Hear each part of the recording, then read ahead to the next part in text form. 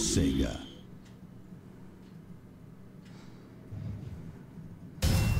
Right, there we are. We have officially gone live just a little bit late. Just a little bit. A little bit, just a little bit.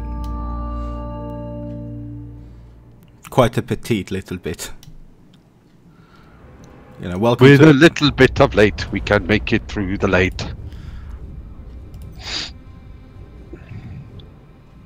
With a little bit of something. A little bit of FNAR.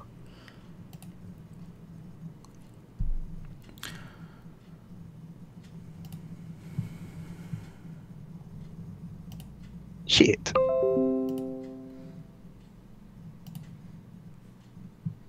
Jesus fucking Christ.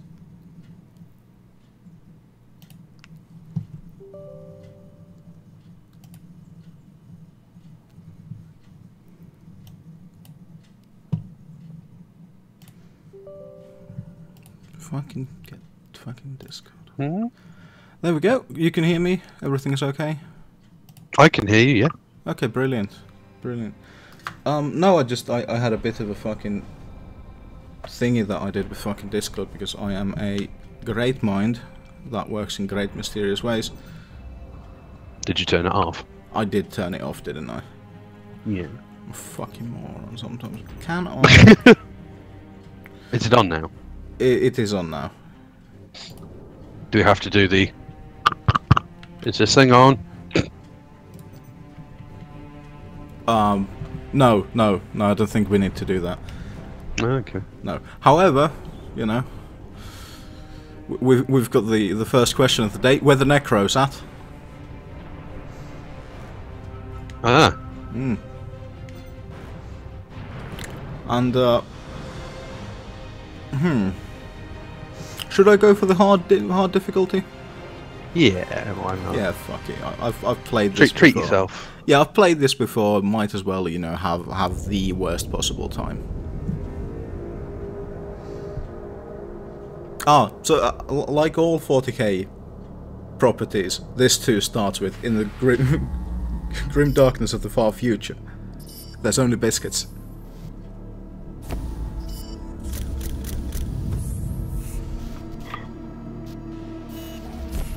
So going over the what the premise of the game is.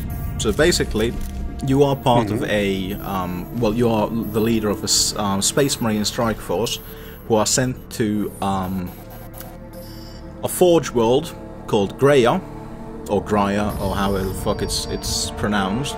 Because Dave, you go to the forge world, Dave, because an incoming invasion of Xenos. Bananas. Of bananas, not bananas actually, of peas, of the sentient mushrooms.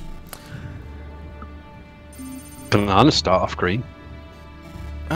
True, but anyway, so orcs are incoming, you need to get there and you need to secure a blob of ice cream. If only our orcs a la mode would be so nice. A warlord titan, actually. So, of course, because it's a 40k thing, you know, deploying the Ultramarines is an actual phrase in this fucking game. So is execute request order Adeptus Astartes Ultra. Which makes me ponder, what the fuck are the others? Yeah, when stuff like that happens, you just imagine them looking at like whoever said it and go, what? Yeah, I mean, the thing is, if you go, you know, Adeptus Astartes, right, that's Space Marines, we know this. Then, question, Adeptus Astartes Ultra, okay, we can accept that that means Ultramarines. What, for example, then would be the White Scars? Me mate Dave. Me mate Dave.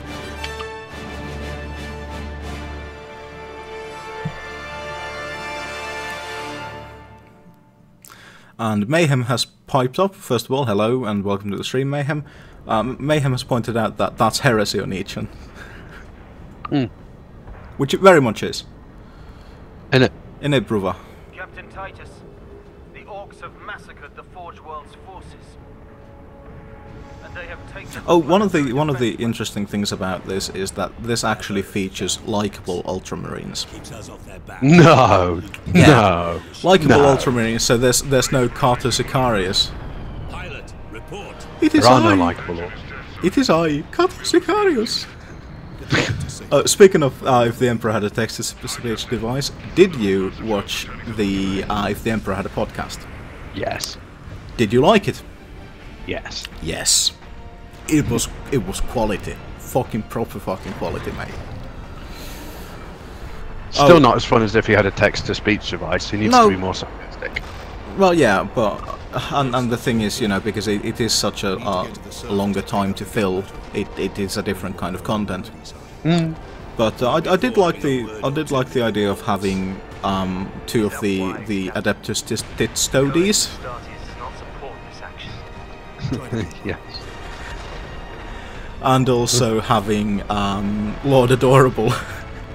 Adorable, yeah. Adorable. Please do not call him that.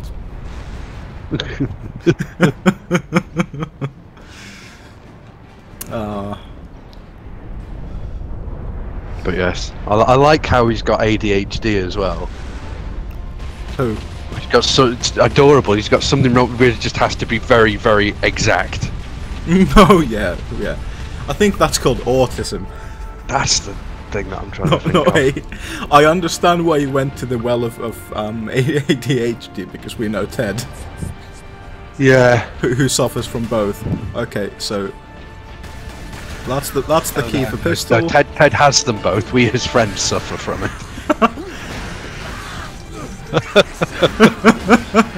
You are absolutely fucking correct. You're not wrong. You're not wrong.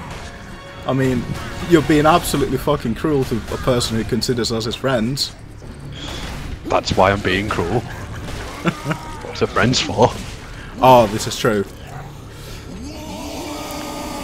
Why do I have in every live stream at least one dislike at the beginning?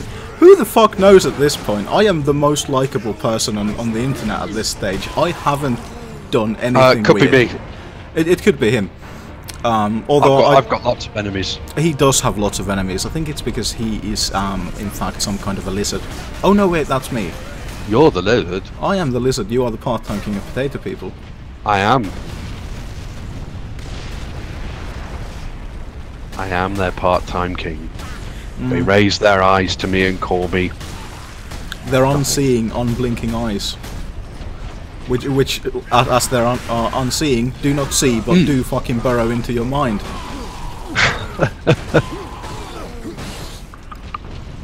I'm still trying to figure out if I've actually got some kind of a dodge. I do. You do have a dodge. I do have a dodge. I've also been hit by a rock. There we Well, nobody likes the Ultramarines, so I'm not surprised you've been hit by a rock. what? Is it their paint scheme that no one likes? You know, your ability to take a squad of Ultramarines and dip them in a pot of blue paint? Oh, I wish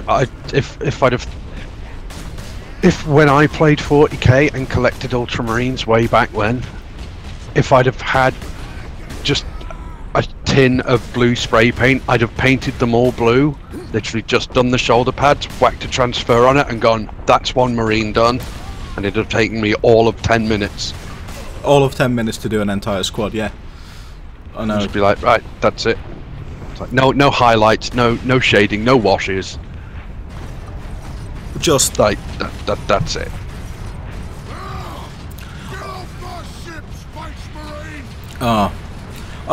speaking of 40k and speaking of you know, stuff, you know, since before the stream we talked about THQ and what they did, I think I think it's only right in this situation to mention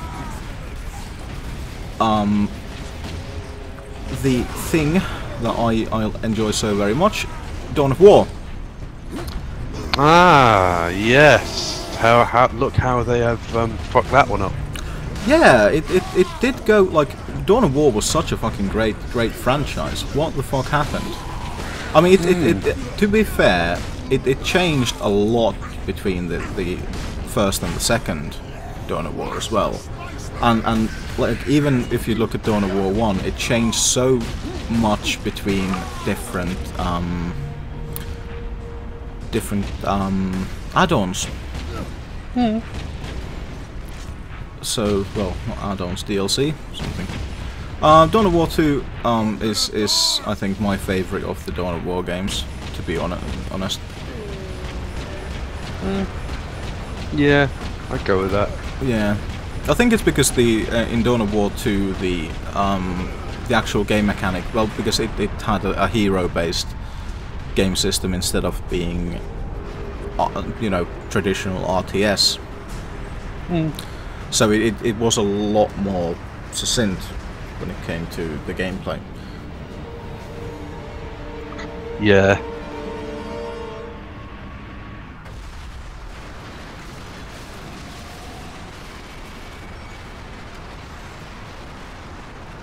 There we go. I have just crashed an orc ship into the planet. Ultramarines, ladies and gentlemen. Behold! Behold, your savior is here. We don't give a fuck. Speaking of we don't give a fuck, quick question to the stream. Is everything running alright? Is the stream running alright?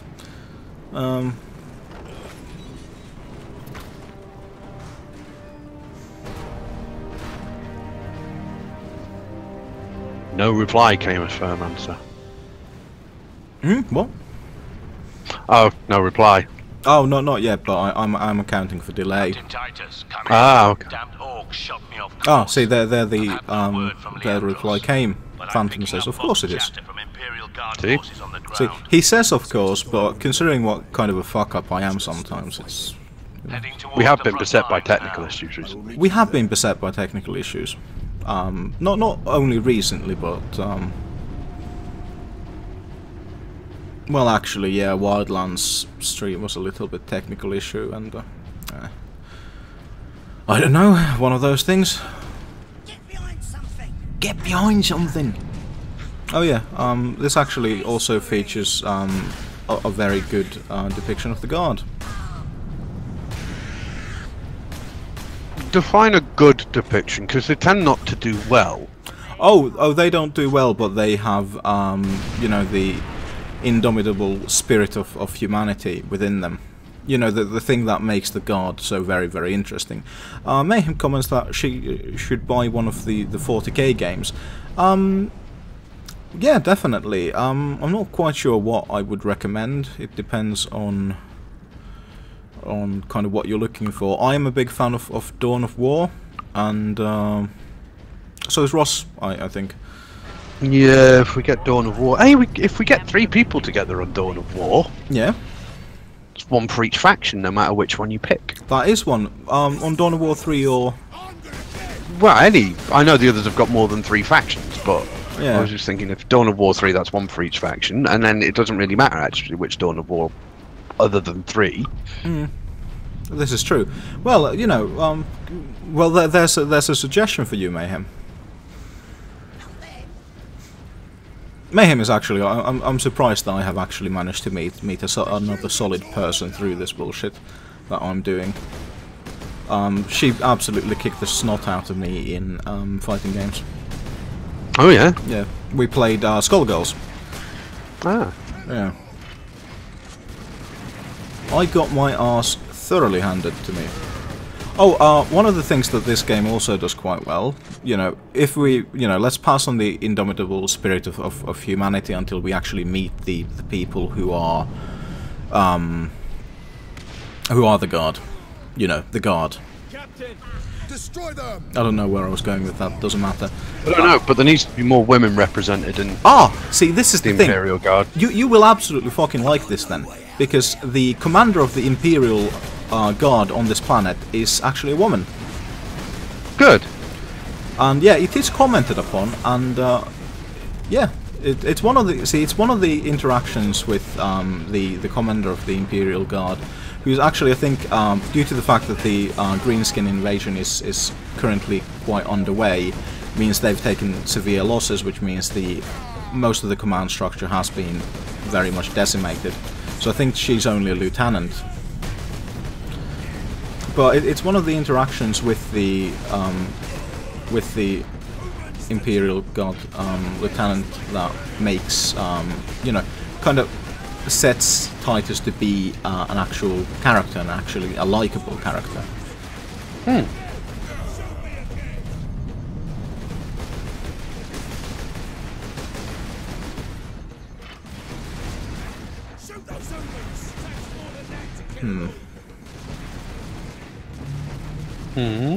I'm just standing behind knee-high cover, waiting for my shield to recharge. I need to get close to a boy. I need to get a boy in the yard. Pardon? You need to get close to a boy. I need to get close to a boy. Well, orc boys, innit? The way you can recover health in this is by doing execute things on enemies. So basically what you do is you punch an orc in the face and then you stick your knife in their face.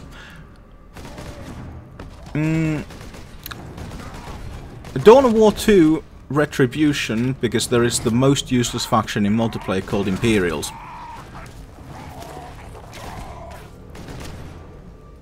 I don't think I'd undersign that comment due to very much due to the simple fact that the in Dawn of War Retribution, what you've basically got, the differences between the different factions are mainly, well, for the campaign they're mainly cosmetic, whereas for the multiplayer part it's, you know, then it comes down to your personal playstyle a lot more. Captain Titus has just, by the way, committed heresy. Oh, very nice. Yes, he told the other fucking Ultra Smurf to lighten up and think for himself for a while, instead of following the Codex blindly. Heresy. Heresy. Also, factual. That is how Gilliman wanted it to be. Imagine how fucking cross Gilliman's gonna be with his own fucking Marines. Now that he's off that fucking stasis throne. Yeah. Oh, speaking of him being off his fucking stasis throne, and speaking of the fact that you know, the Emperor has a text-to-speech device, Emperor needs to react to this. Because for the entirety of the series, the Emperor has just gone, you know, fucking unplug him and bring me his fucking stasis shield. I can probably use it to power up, you know, some kind of electronics. So now that, you know, that is achieved, then, you know, there needs to be a reaction. Emperor does a reaction video. What I was gonna say before he's a corpse in a throne. Yeah, with a monotone voice. just without the voice, just a reaction of him just being there as a corpse in a chair.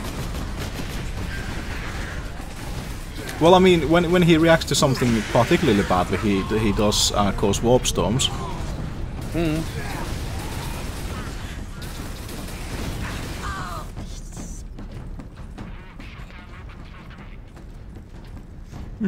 I have run into some IG.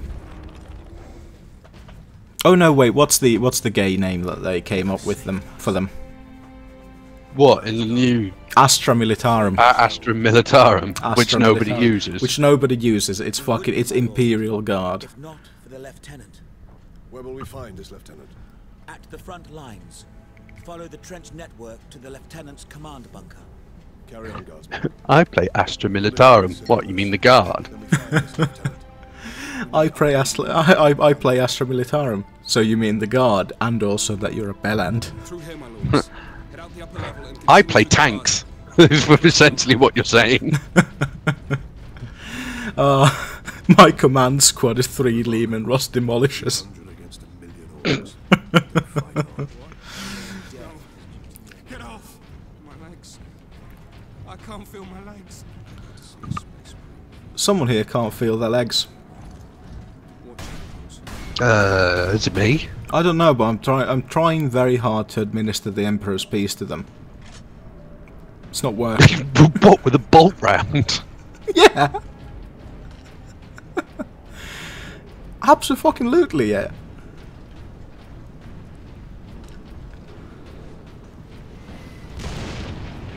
Captain, I'm in position at a broken I always wonder in the lore, like, what if the Interrex weren't destroyed? Because they seem to be much more interesting than the Imperium. Because you never hear much about the war with the Interrex, do you? You really don't, that's true. Arathane was stolen, everybody got really annoyed. There was a war, and now there's no more Interrex. But what about, because they were an amalgam of lots of different races, including humanity. They were a proper, you know, ye old civilized cow people. empire. Well, they weren't an old Tau Empire, they were the a dark age of technology people. Well, yes, that's Just why I said ye old. taken to their logical conclusion. One of the, yeah, I mean, amalgams seem to be stronger anyway. I may have encountered the orc during our jump to the surface. But yeah, it's true, you don't... Ah, I have just acquired for myself a chainsword. Under his control. Standard equipment. Well, interestingly enough, when you start the game, your melee weapon is a combat knife. Again, standard equipment. Again, standard equipment. Again, absolutely fucking rips through an orc's head. Because, well, turns out orcs are sentient mushrooms. Oh fuck, I just realised I am absolutely fucking this planet over by using a chainsaw. Why? Oh, because it uses petrol. Oh, no, because one of the ways orcs reproduce is by spores, and the spores are... Oh, you're chopping one up. I am chopping several up.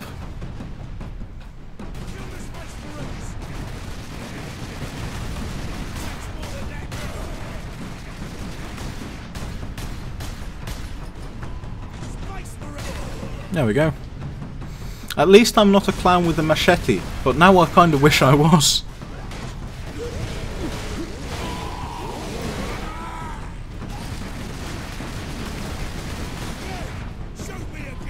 The clown comment is a reference to a movie called the Last Circus, which we talked about in one of the streams. I think it was probably the previous stream, or maybe it was even the I don't know. It was one of the streams, and Ted was there.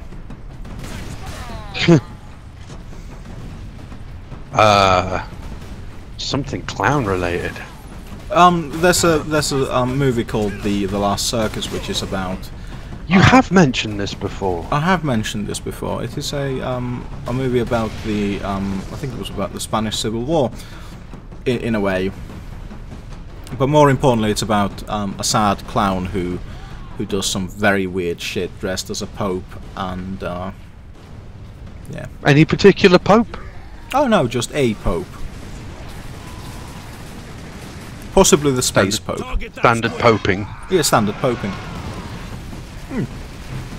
Oh, the other interesting feature about this is this actually has the full orc forces, and not just boys. So something with a halfway decent ballistic skill. I was going to say Gretchen's, but Got grots.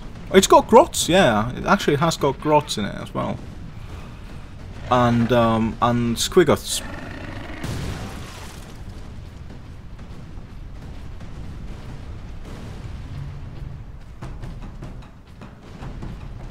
Which are mainly annoying.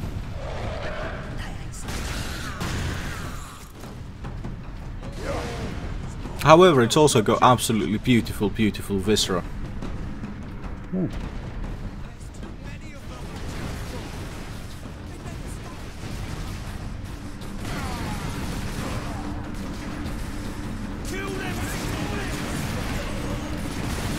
I've actually not played Eternal Crusade, mainly because I always thought that it looked like, you know, it's probably kind of a little bit shit. I should try it out. It's free to play apparently now. Oh.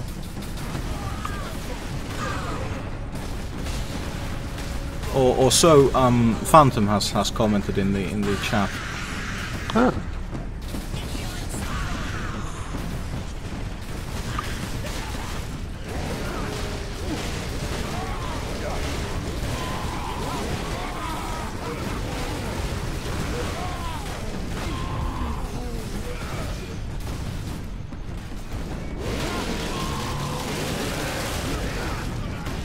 Woo! Survived and got a shotgun out of it. Woo! Yay! Apparently what happened to Phantom was he paid 50 euros for it and it became free to play 5 days later. If you got it through Steam, I'd be asking for my money back. This is true. He would be asking for his money back. Fuck it, I would be seeking some kind of compensation, like, through anywhere. At that However, worth a try. It is definitely worth a try if it is, you know, free to play and stuff like that. We are always looking for some. Wasn't Steam. We are always There's your problem. looking for something. Yeah, there's your problem. We're on Steam.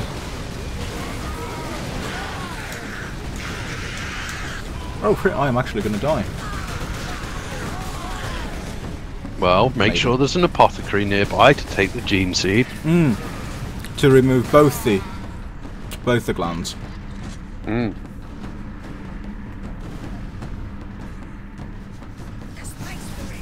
I always enjoyed reading how the custodies are made, rather than, because a Space Marine, you take a normal human boy, put him through unspeakable trials, and then go to town and do loads of surgery and genetic manipulation on him, and turn him into a Space Marine. Whereas a custodes training starts from birth. I have died. Whereas I got kicked in the face by a knob. thwack. Thwack. But yeah, custodes aren't augmented in the same way that a Space Marine is. Custodes are actually, they're not built so much as grown that way. If that makes any sense. So what you're trying to say in a very roundabout way is they're born that way. Sort of, yeah. Well, I mean, it is interesting. I mean, the thing about Space Marines has always been that they are very much, you know, the original Space Marine legions were, of course, all made. Yeah.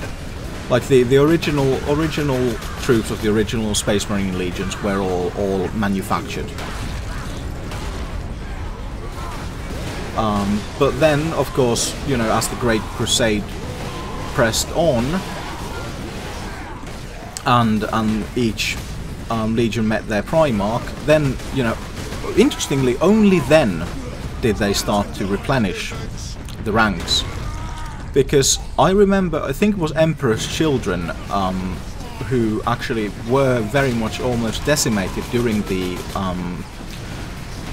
Great Crusade, even before they met their Primarch. I think Lorgar? Yes. Fulgrim. Is it Fulgrim? Is it Lorgar? No, it's not Lorgar. It's Fulgrim. That's the chat. They're busy not playing something and watching you. They've got Google at their fingertips. So someone will correct me. It's the internet. Helldivers actually does look like a very interesting game. We've actually, I have spoken about it with Ross before, but it is very much something that, you know, you'd require friends around you to do. Oh, here we go. We've got a load of Gretchens and we can just punch them for health.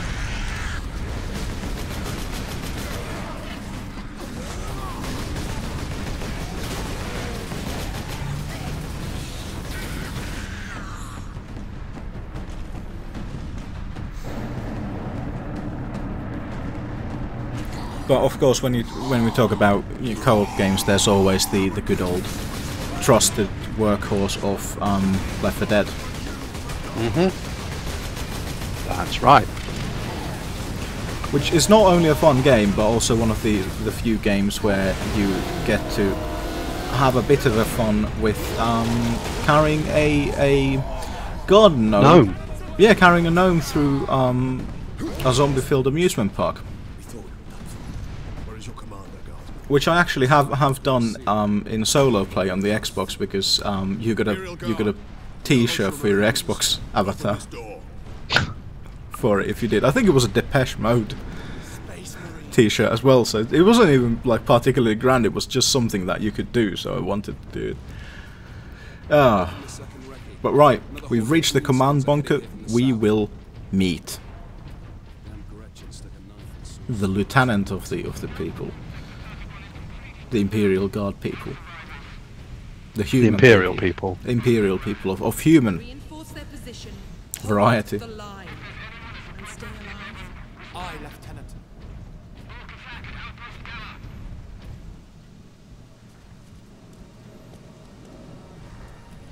There we go. Let's have a bit of a reveal. Oh my god, it's a woman.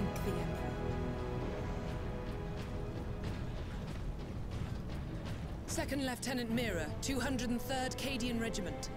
Captain Titus of the Ultramarine. Oh, here's a nice little question.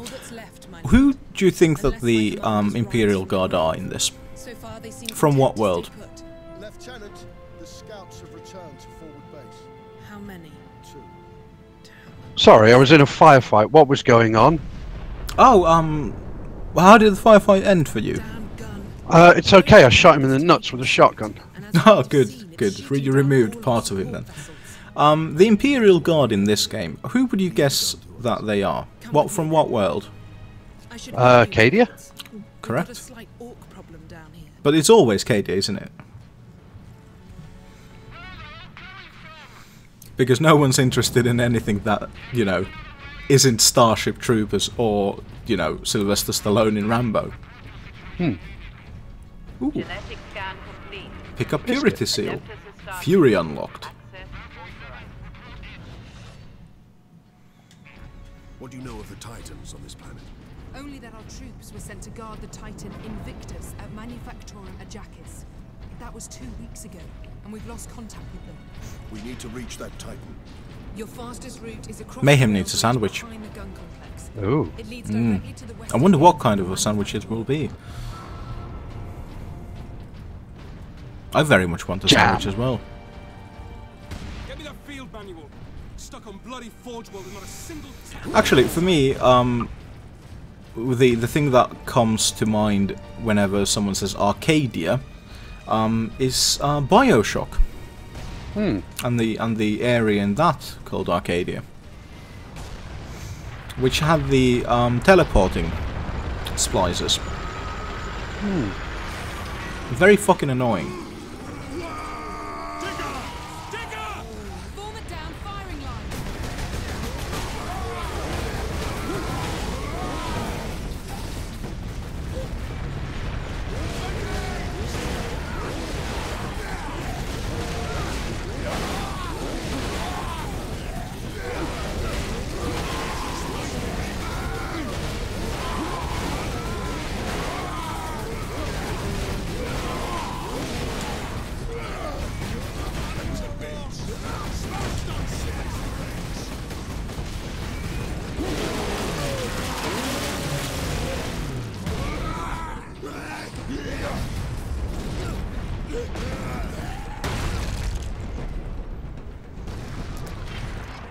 Oh, there's something oddly satisfying about stomping an orc's face into mulch for health. Plus, it's very Like mashing a appropriate. potato. Like mashing a potato. How do you feel about mashing potatoes, considering that you are the part-time king of potato people? Well, you can't make an omelette without breaking a few potatoes. Yes, you can. Unless No, you it's a can't. Spanish omelette. Omelette. Omelette. Spanish omelette. Spanish boop and an omelette. All he wanted was a boop and an omelette. Is an omelette where you just start from like an open mouth and then move into a lem? Omelette. Well, it clearly contains the twin aspects of the and the mlem.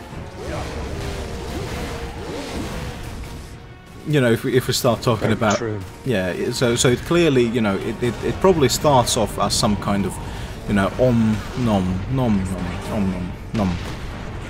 But then there is some kind of distraction, which results in you, you know, entering the mlem.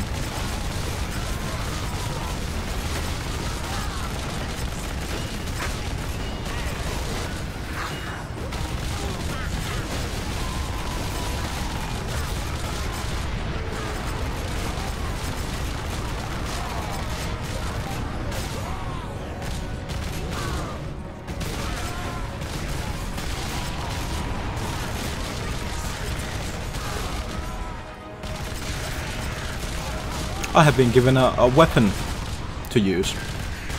Oh, good. A placement. A heavy bolter. The orcs hold the trenches beyond the ruins and the battlements beyond that. Right. The orcs took it almost That's coming as with soon as me. we got here, nearly 2 weeks ago.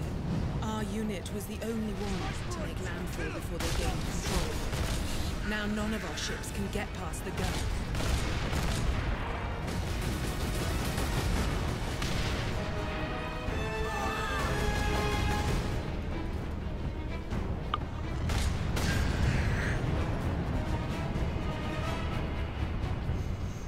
Firing a bolt round into Gretchen is fun. They just disappear.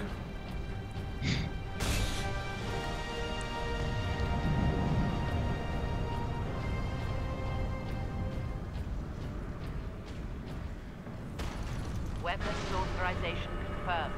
Access granted. Right. And now we've been given a stalker pattern pop bolter as well.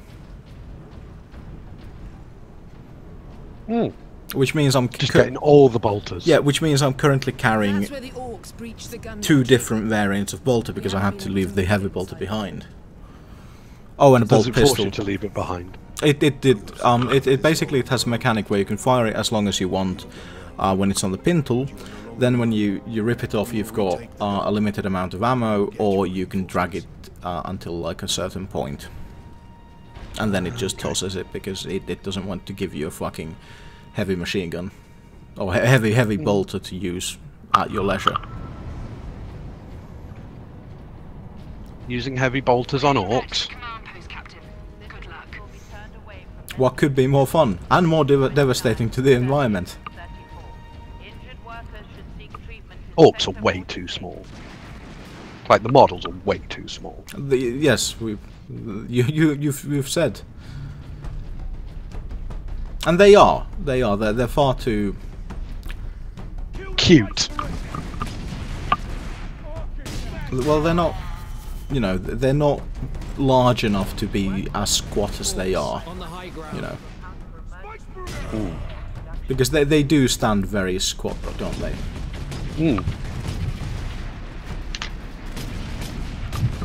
Wow, I am absolutely dominating sucking with the sniper rifle.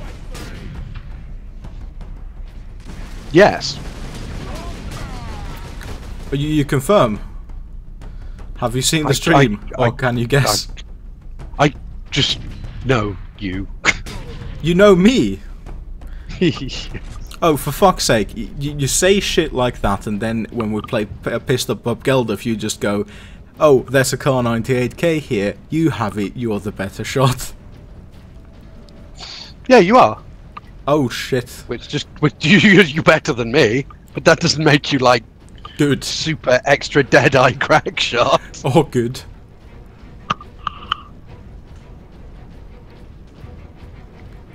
So you know, every clown. Every clown. But the thing that I will say about this is, they got the pauldrons absolutely correct. Right. They are bigger than... The easiest thing to get correct. The easiest thing to get correct, they got correct. I'm not talking about the markings and shit like that, because all the pauldrons are actually, well, except on the motherfucker, on the new recruit, the fucking new guy. Even this game has a fucking new guy. He's Good got old FNG. Good old FNG. He's got basic pauldrons, but you know, because we've got a veteran sergeant, so he's got fucking gold trimming everywhere, and a butt flap. Butt flap. Butt flap.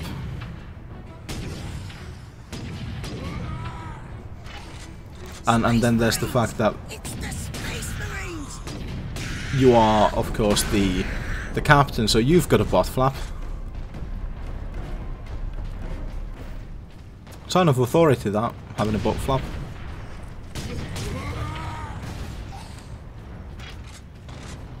More to lift when doing a pooping. More to lift when doing the pooping.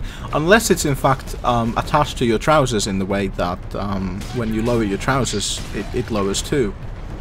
Once we get through these battlements, we will use the breach caused by the... You know, if it's a well-engineered butt flap.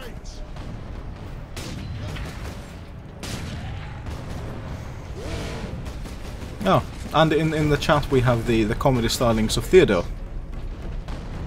Hey, he's come to join us. Well, he's in the chat anyway. This is good. He has played 40k, hasn't he? I'm sure, yes, I'm with you. Ask him. Have you played 40k, Ted? I seem to remember you once telling me.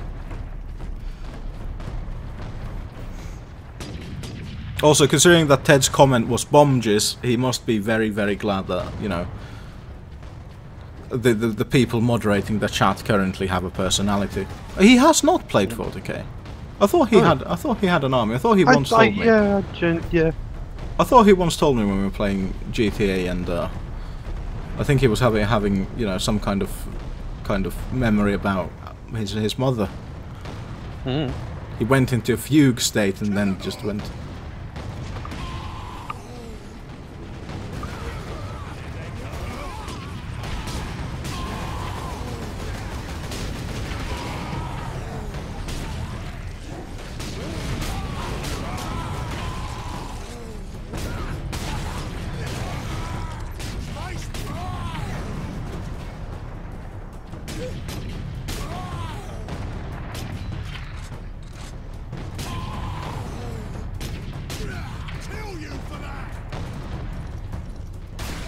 There we go.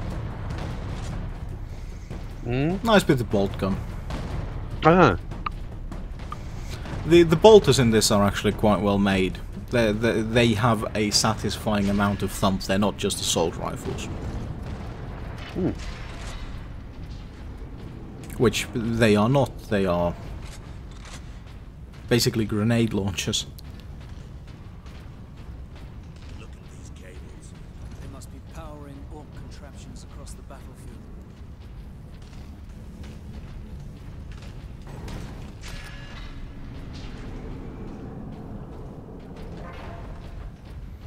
Captain, assault support pods were dropped in this area.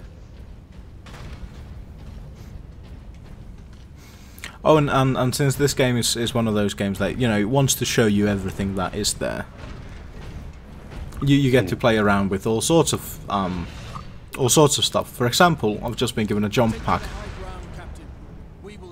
Oh, good.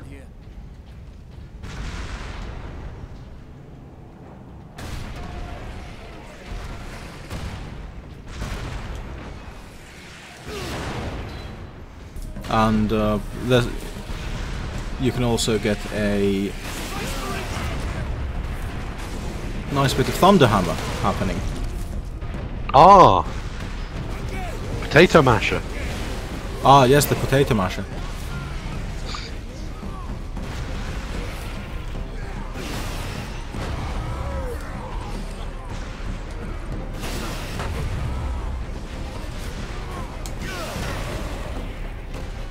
There we go.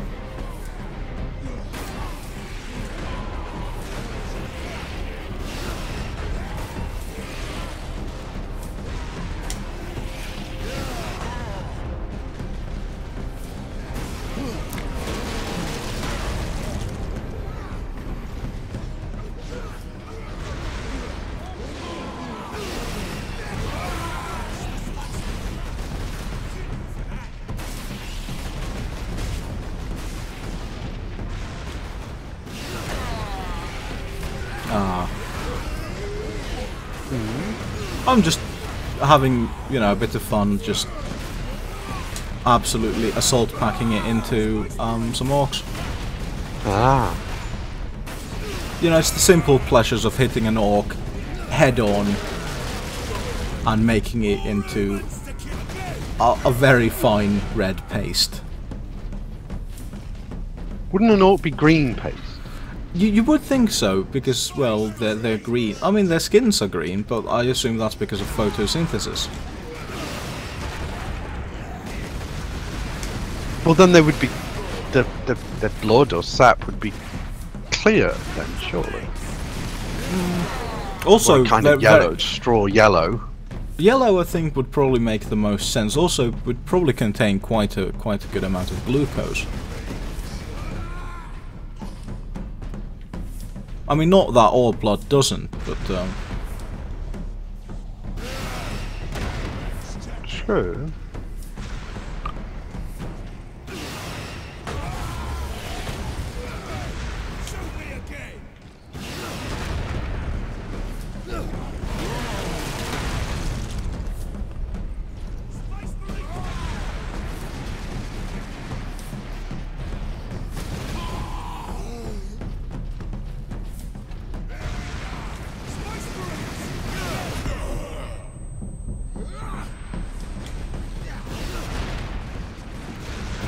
go.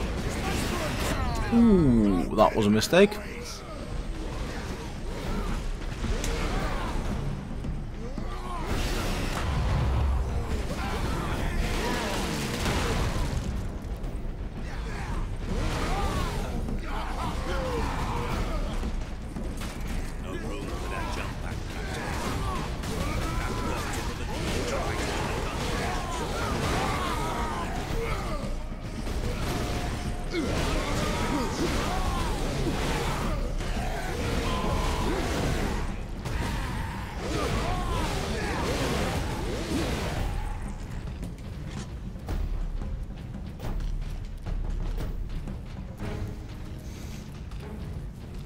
There we go, a nice bit of melee combat there.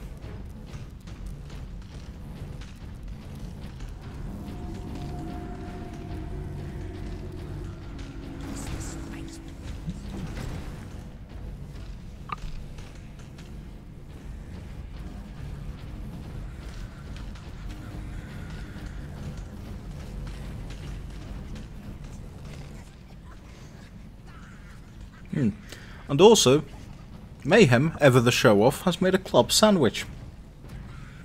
Oh! Does it contain real club? I don't know. But what kind of club? Like, what are the options? Is it some kind of... Is it the club used for hitting things, as in a golf bat?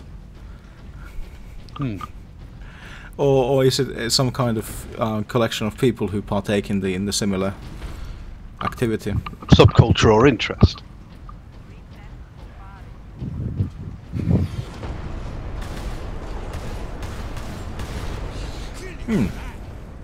Or is it the sandwich of a club?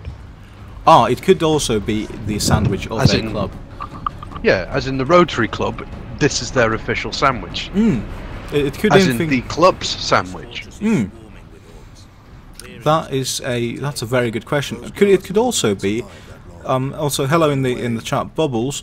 It could be the you know, a sandwich of clubs. Ah, like the cards. Well, yeah, it could be a sandwich of the cards, but I was more referring to, you know, maybe it's one of those situations where, you know, you belong to several clubs, and the only way in which you can manage them is, you know, on some days you just need to do a club sandwich. Ah.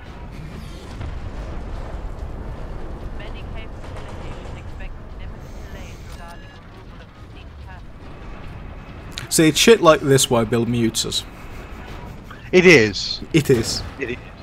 I completely understand why he does. Oh, speaking of Bill muting us, I should probably, you know, go and put a, you know, since Age has been all kind enough to put a YouTube channel, I should probably put a notification that I'm live right now. You should. You should also. Did you reciprocate the love and posting Age's channel so that people can watch him and his friends play Pissed Up Bob Geldof? Oh, I haven't yet. I've been meaning to. You should. I should put him in my featured. Leandros, you do the chapter. I've been very preoccupied with absolute fucking toss. Yellow orcs are giant potatoes. Also, I have a melter bomb. Awesome.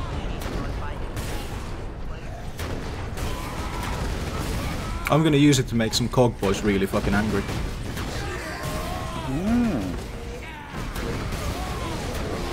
I mean, my basic assumption is that the cog boys are dead, but just in case they aren't. Just in case. Just in case. I mean, it never hurts to fuck with someone even after they're dead. True.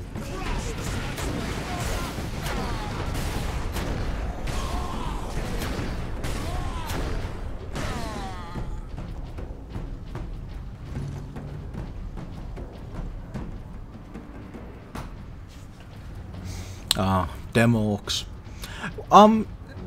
Disappointingly, slightly disappointingly, I'm actually going to take this moment, since there's a lull in combat, I'm going to take this moment to tweet the stream out and do all that social media stuff.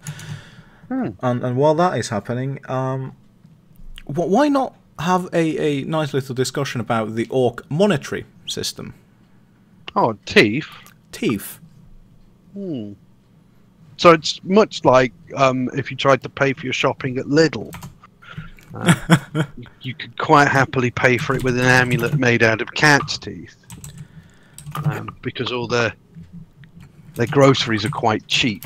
They are quite cheap, which is why I actually like to go to Lidl. Because I am quite cheap and also, you know, short on money. So, yeah, the economy is basically the same as what you would find in Lidl. It's the Lidl economy. Every little helps. A little bit of love. A little bit. But more importantly, a little bit of luck. Now, you see, it's not like Aldi, because Aldi, whilst also fairly cheap, do actually now require you to front cash. Front cash? How very fucking dare they? I know, right? I know, right? I mean, it is the year 2017, I think. Surely we should be able to you know, make away with such archaic notions and instead, you know, go on good faith and never visit those shops again. Shell storage is below. Never darken their doors again. Well, I was more going to, you know. Apparently, it is the sandwich of clubs made of club. Triple club. Triple threat. Triple threat, yeah. I was just looking at my NPC companions and suddenly they just dropped like an inch through the elevator that they're standing on. Yeah. Gravity getting them down. Gravity fucking getting them down. I wonder if my stumpy little feet are also... I can't see my stumpy little feet, I can only see my stumpy little butt.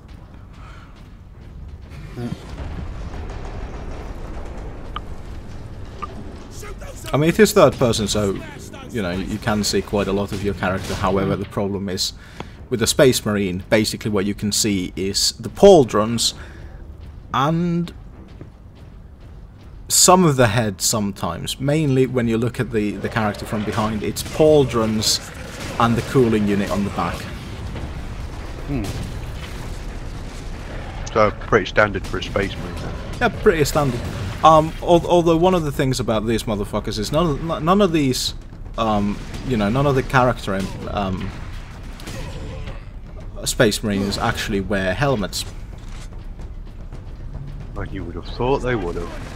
You would have thought that they would have. But even more importantly, this game actually became the source of a meme in the 40k community about wearing helmets.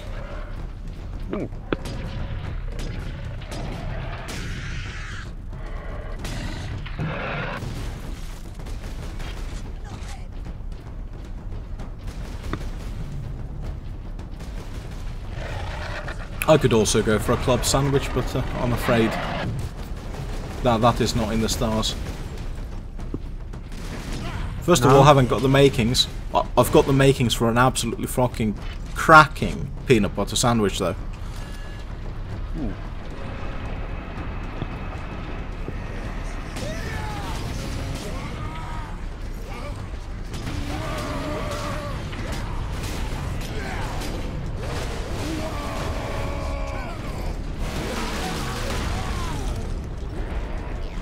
I don't know what I've got actually. I've got this packet of sugar-free mints that are currently keeping me company. You know, I honestly do always kind of feel that eating a load of sugar-free mints can't be good for you. It helps me achieve a colossal amount of throughput, I'll give it that. Well, see, that is in fact what I was referring to. It would help you achieve absolutely grand throughput.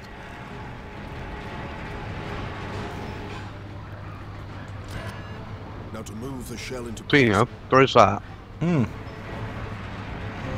Right, so in order to disable a giant fucking gun, what I've elected to do as a Space Marine captain is put a melter bomb on one of the shells. Okay. Wouldn't that just melt the shell? Up and make sure it reaches its destination. Well, if it melts through to the, you know, whatever the combustible agent is inside, then it should also destroy the barrel of the gun.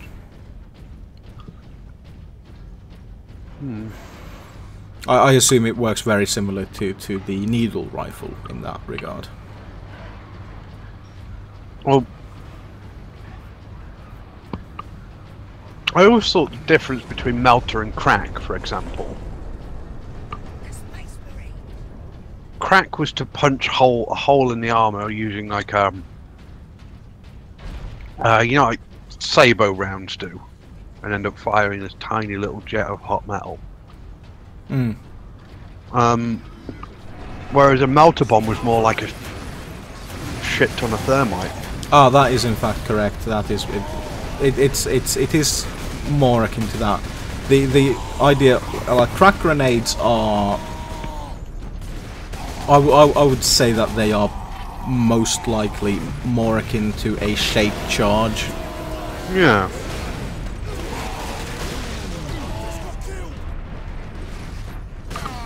Whereas, yeah, a melter bomb, because we know what a melter gun does. We know that a melter gun basically fires a jet of superheated air.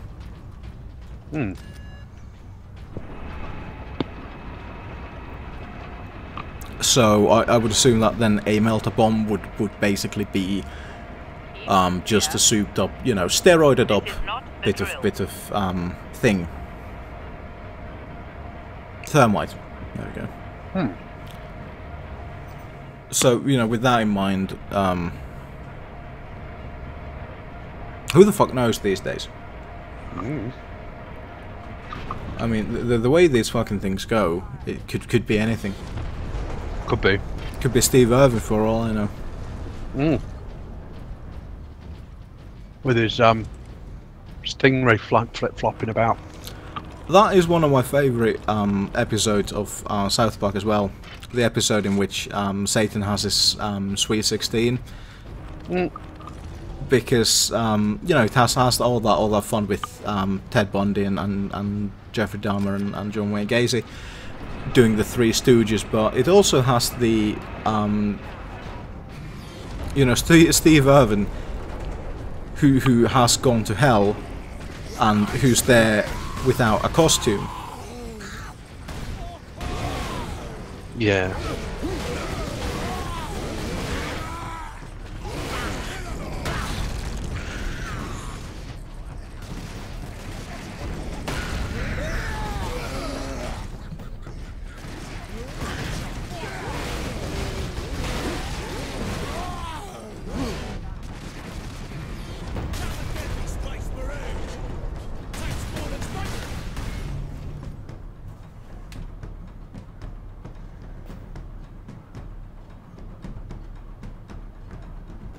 Did you do your thing that you were trying to do the thing on?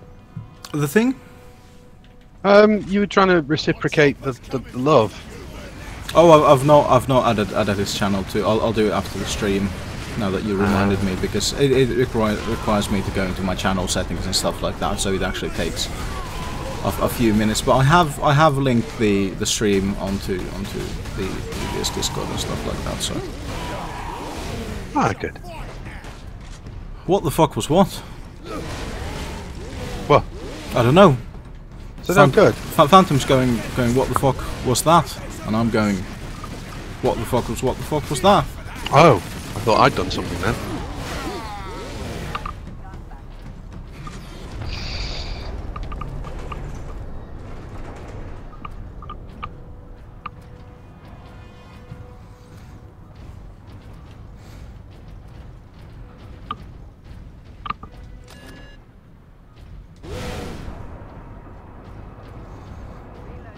Apparently Phantom has made his way onto Wine and Bees because he's hearing violently Simon.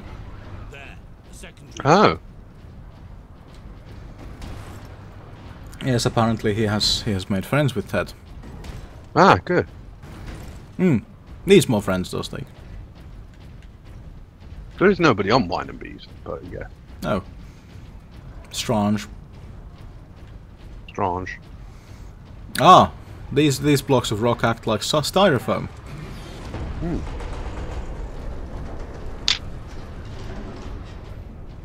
Oh, apparently Phantom's been on there for about 3 to 6 weeks, so he's just about as exact as most of my shipping information.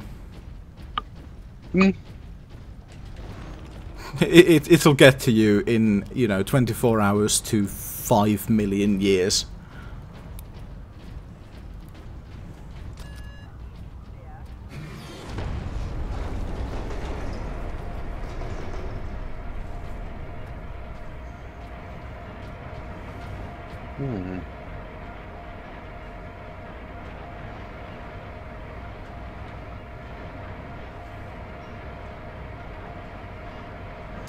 Shit. The Codex Astartes names this maneuver Steel Rain. Steve Perry. Who would call the maneuver Steve Perry?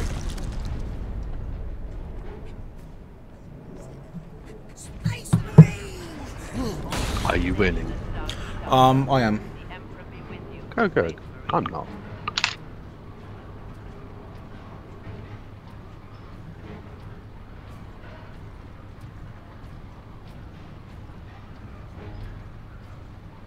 Gun firing in 3, 2, 1. Another purity. Oh, marksman mode. What the fuck is that? Oh yeah. So this game has some other interesting features. Also, Phantom asks, when for Dark Souls 3? Well, I need to finish up Dark Souls 2, so that might be actually the game next week. I might do some more Dark Souls 2. The reason why I haven't been playing Dark Souls 2 is because I just got a little bit upset with it, and I didn't want to be upset with it.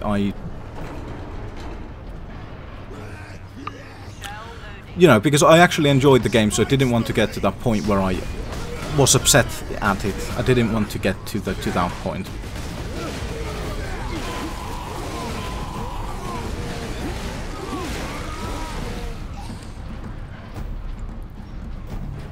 Ooh! Biscuit. Ah, no, actually,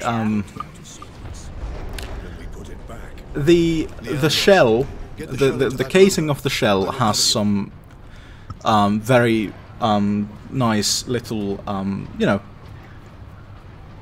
thought for the day. Are you ready? Mercy is a sign of weakness. Only the Emperor is all.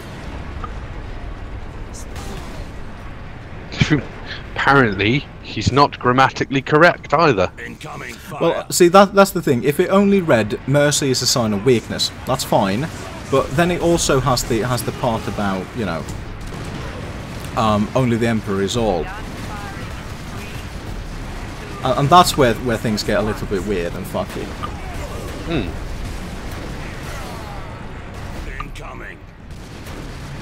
Like being at Bible school, isn't it? If you don't know the answer, just say Jesus the did answer it. is G.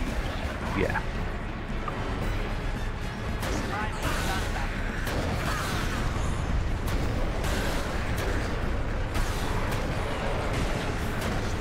If you don't know the answer, Simpsons did it.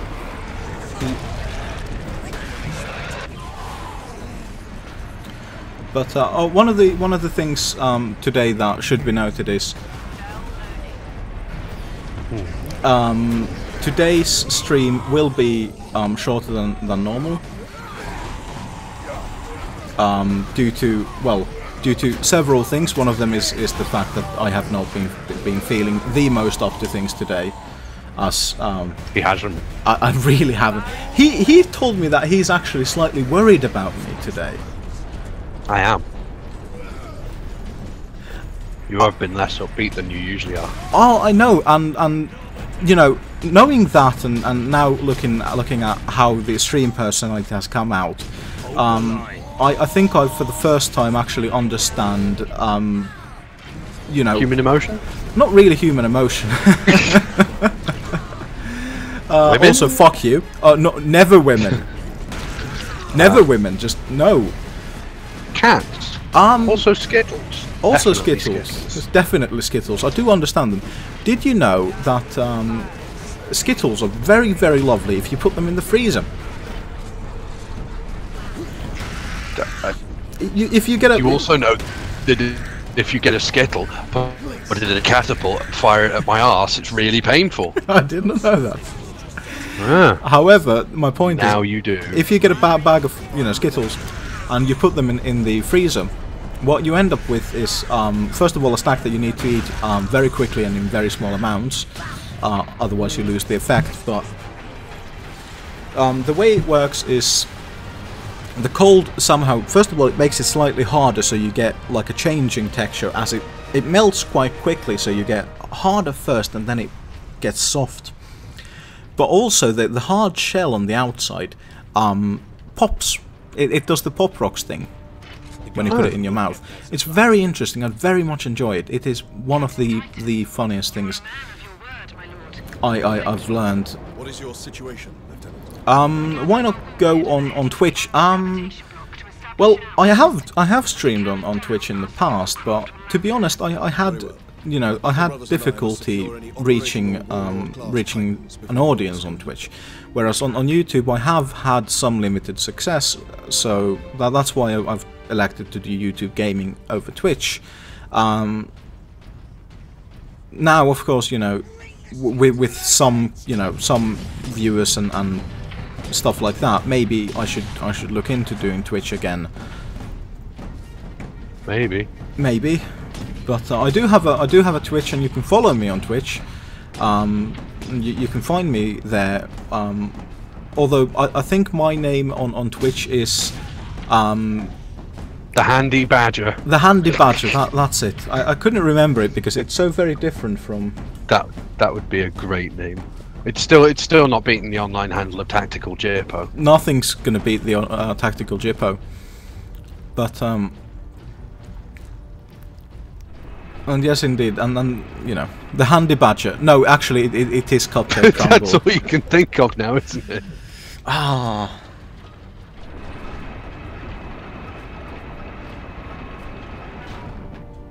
It's okay. To be gay, let's rejoice with the boys.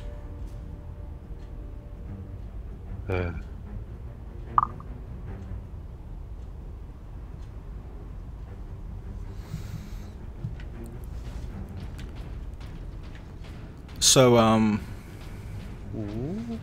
don't know. I'm wondering about how to do the stream. In fact, you know, there might even be some change of game at some point. I'm not quite sure. Today is see, because today is very exciting. It's not going to be very exciting. Today is exciting. But see, the reason why today is exciting is that I actually have a very real shot at Emperorship in Elder Scrolls Online. Ah. Your SO addiction. It has lately been very pronounced. I think it's because it doesn't require, you know, it's something that I can wind down with.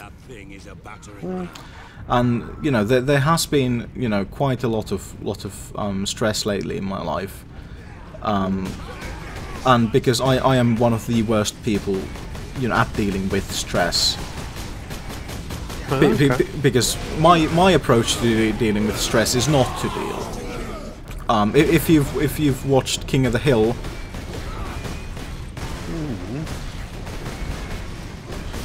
you'll know that when who was the blonde chick, the Hank Hill's niece?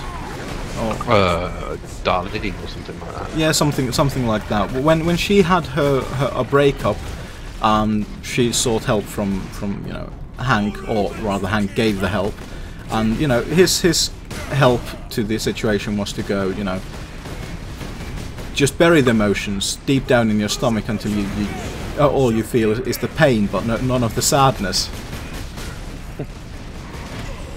Oh, not nice. Not really. It does work though.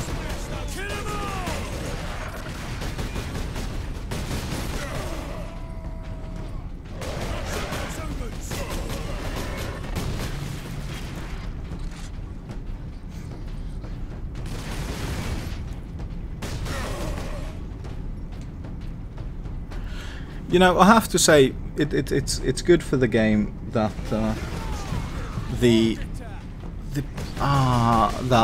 orcs landed on a forge world instead of, let's say, an agrarian world, because there's plenty of scrap metal to do all the orc decorating. Like, even though the invasion is only 9 days underway, the orcs have already redecorated basically the whole fucking planet. Ah, like 60-minute makeovers. Like 60-minute makeovers, except less demeaning. You know, can someone explain what's with the Simon's names? Everybody's Simon. You're Simon, I'm Simon. Everybody is Simon. Everybody is Simon. Mm-hmm.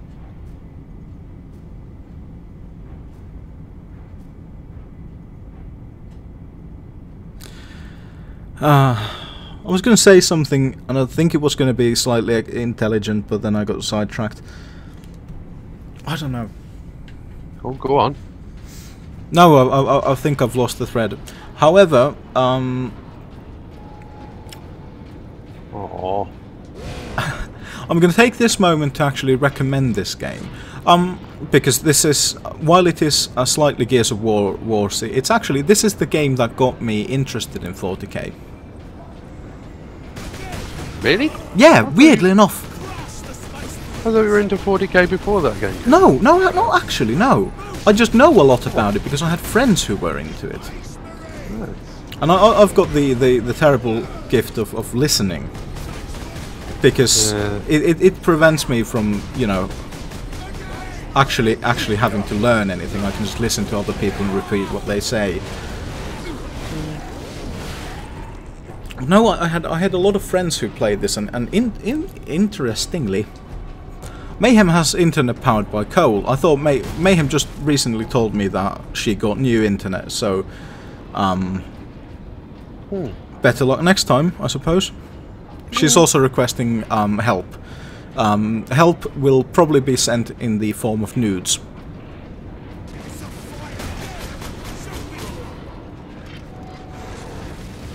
But this week has been a little bit weird on the content creation side as well for me, actually, because the game that I was playing, which was D4 Dark Dreams Don't Die by Swery65, who is actually the same game developer who made or who was very much responsible for the crime against humanity that I love very much, called Deadly Premonition. It is a weird game, but it's a game that I truly love. So, you know, I thought, let's go into this game. It's probably going to be something very interesting, and turns out that it is something very interesting. However, it just cut off very quickly, very suddenly. midway through the story, because I'm not quite sure what the situation with that was. So I need to go back and, you know, play a little bit more for myself to discover all the side stuff. But, you know, due to the fact that I found myself very suddenly without, you know, any kind of game.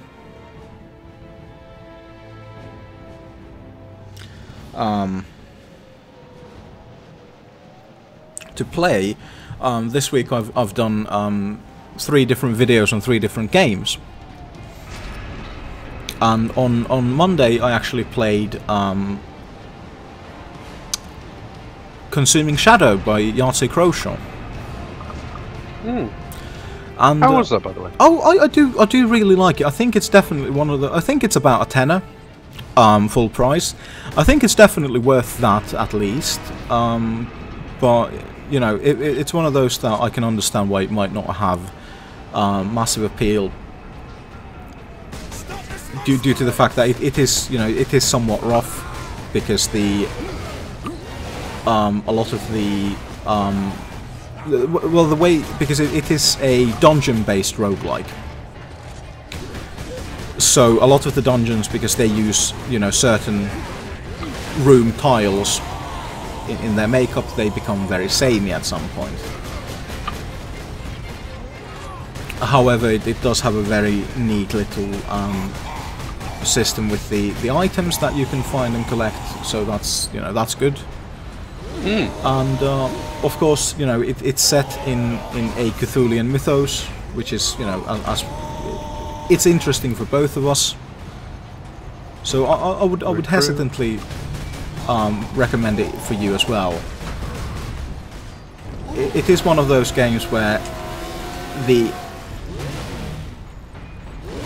even though it has quite a heavy emphasis on the combat is slightly clunky, and I can't really tell if that's by design.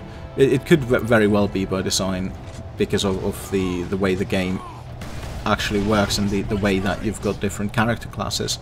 But the actual the way the game works is very good. Huh. Basically, is it fun? I have enjoyed it a lot. Like, weirdly, I have enjoyed it a lot, because it's one of those situations where you get to go and banish an elder god. And on the way there, basically anything could happen. And it's very intriguing. It's not the same kind of fun that I'd look for example, in Ready, Set, Cook. But it is very, very fun. I do like it. I think it's one of the better roguelikes that I've played, actually. With the way that it's actually managing to keep me invested.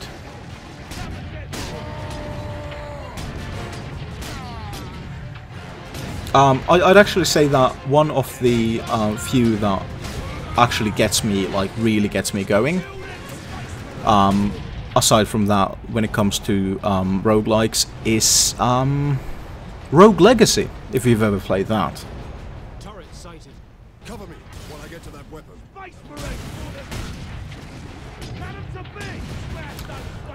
Then on Wednesday I did Hard West, which is a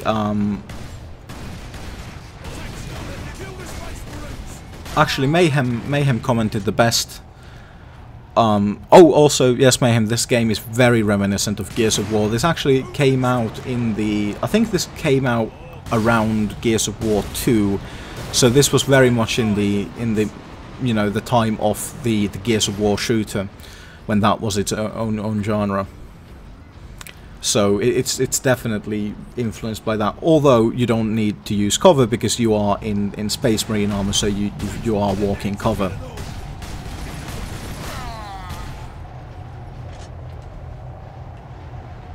Right, get T on the fucking plasma cannon. There we go.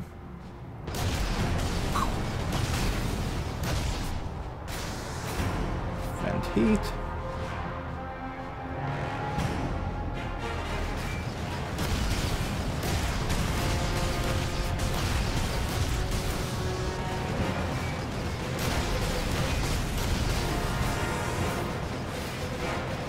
Rip this motherfucker off. Yeah, it has now elected to give me a plasma cannon.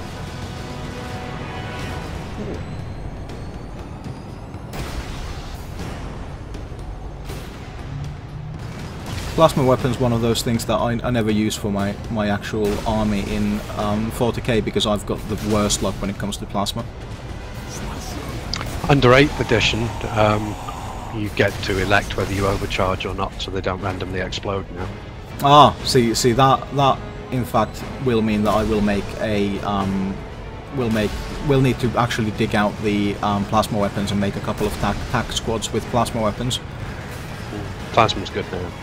Plasma's always been good, but only in very select situations. And you know, the way I made my army anyway was to be an anti-horde army. So I've got and you know, I've got anti-armor capabilities as well because it's the salamanders. You know, I play the salamanders, which means if I've got Vulcan Hestan, the Forge Father, in my command squad. Or the melters are twin-linked as well. Ooh. So not only do I get to just fire all my flamers twice because I'm the motherfucking salamanders, I also get to fire the or rather re-roll the fails.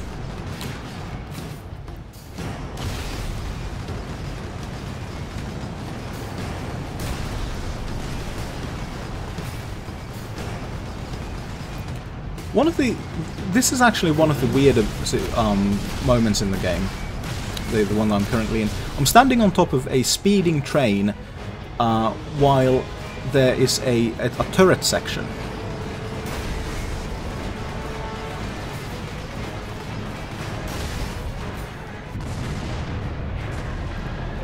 There we go.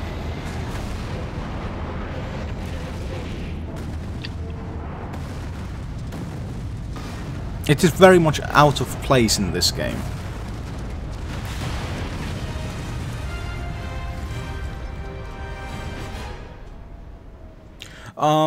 The other thing that I actually got to thinking is I might have to make a another squad of Stern Guard veterans and arm them with combi plasmas. Manufactorum still holds. Because currently I do have a squad of Stern Guard veterans, but they are armed with combi flamers and combi melters and a heavy flamer. They are basically the, you know, I've got like two special things that get delivered into combat. I've got the Stern Guard veterans, which get dropped from a Storm Raven with the support of a Dreadnought, and then I've got the Assault Terminators, which I keep inside a Land Raider Redeemer. Also, you know, this game has something that reminds me very much of Dawn of War 3. It managed to make its fans angry. No, it's got an Inquisitor. Inquisitor. We must go forth and make another Servitor. Servitor.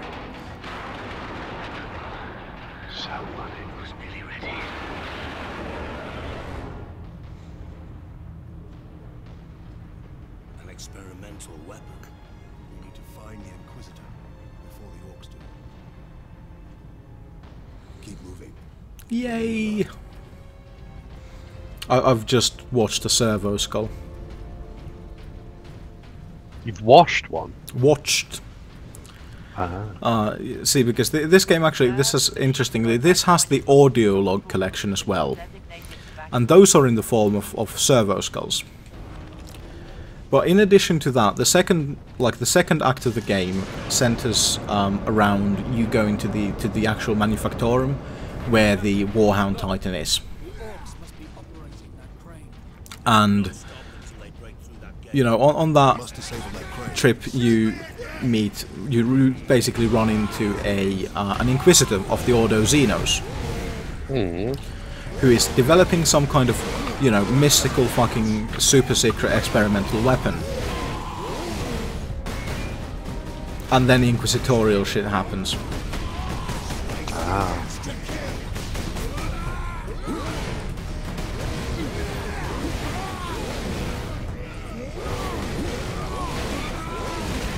But, however, you know, as with all Inquisitors, he's got absolutely no fucking dress sense.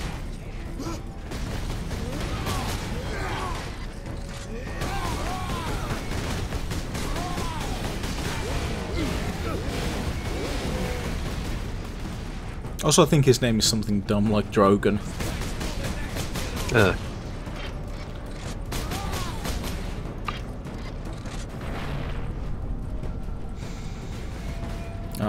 You know, I will admit that the new season of Game of Thrones actually has me engaged enough that I kind of, you know, I feel more up to watching it when it, you know, actually kind of airs.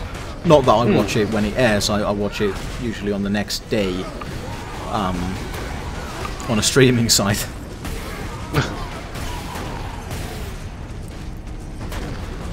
But yeah, they're doing well with this season. They are doing well. I mean, my one great big, you know, bugbear about this season is the last episode, and you know, the way the Daenerys Stormborn fucking breaker of chains, order of fucking double whoppers, whatever.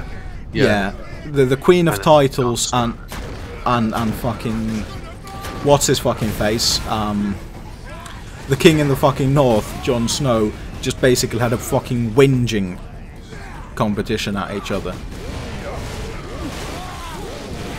See, after the character development they put into Daenerys over the, because this is the thing, I watched during the last week, I've watched the entire Game of Thrones.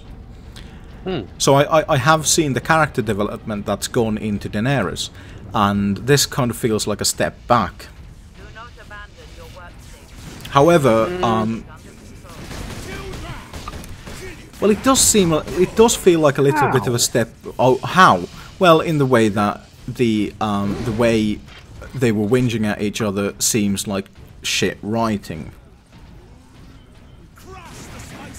See, it's more like Daenerys when, you know, Daenerys was trying to deal with fucking Zarozo and Daxus, the richest man in fucking nowhere. You know, it's the wide-eyed, why, what is this, how is that? Yeah, but she was almost on her home turf, though. Well, yeah, so... What is the you know, what is the value of home turf in this? Are you saying that might, you know, unsettle her? Well, no, but she's got the most to lose now. Well, yeah. But she's always had the most to lose anyway. Not really.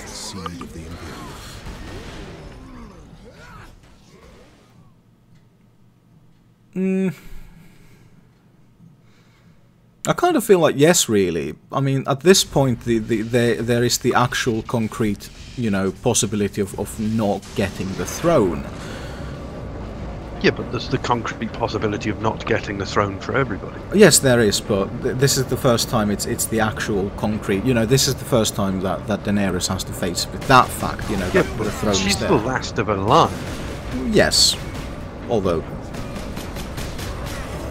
Yes.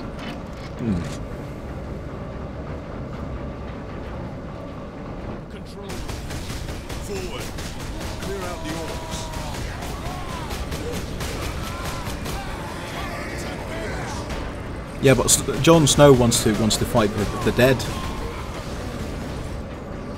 He wants to stop looking like a dog that's just been kicked. No, he doesn't. He seems to be doing quite well with that shit.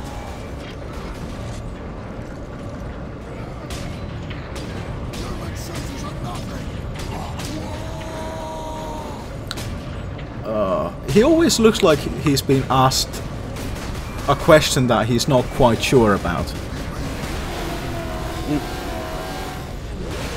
You know, he's always got that little pout. He always looks just like someone's turned and looked at him and just gone, do you think Ariel out the Little Mermaid is fit? You're just like... what can I say to this except... Do you think Ariel from the Little Mermaid is fit? Just like, if you just burst out and just said that to him, I'm sure that's the face he'd pull, which is the kind of... sad, slightly confused... there was a beautiful term that the Nostalgia Critic coined. I think it was in his review of Bridge to Terabithia. You know, the Disney movie where they killed the child instead of the adult. This is Captain Titus of the Ultramarines. That classic. That classic, and it was about that, you know, that kind of meaningless pretty face kind of expression, you know. And I can't remember, it was some kind of constipation, I think. We'll be there shortly. Titus out. Or something like that. I can't remember, it was something absolutely brilliant.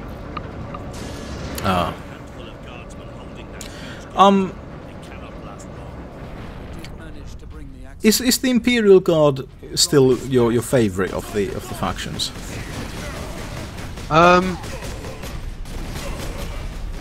My favourite, or my new favourite, is AdMech. Oh yeah, you have truly embraced the AdMech. Oh yeah. And I can't Skitarii. the Skitarii. I can't fucking fault you for that. Although, and this is again the thing, we talked about earlier about how Space Marines are basically, you know, Space Marine inductees are taken when they're children, whereas the Custodies are just made. Custodies are born into the thing. And interestingly, Skitarii don't have to be either, or they can be both. Yeah, because they are so heavily augmented. They could even be vat grown. Oh yeah, definitely they could be vat grown, and probably often are. I thought they were mostly taken from the working populace and pledged to be closer to the Omnisire meant that they started augmenting themselves. And but yeah, Skitarii are essentially slaves. Skitarii are essentially slaves, and you know, the question of you know, yeah, they are a slave army, without a fucking doubt. However, they are quite you know effective at what they do, so I'm sure it almost balances out. Yeah.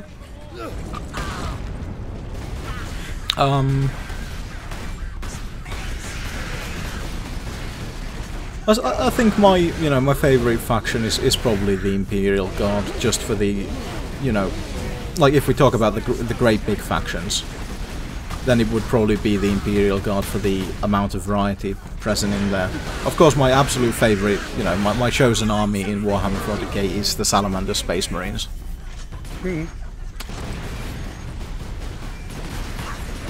See, we get to have this discussion all over again because no one in the stream has heard it. Yeah, true.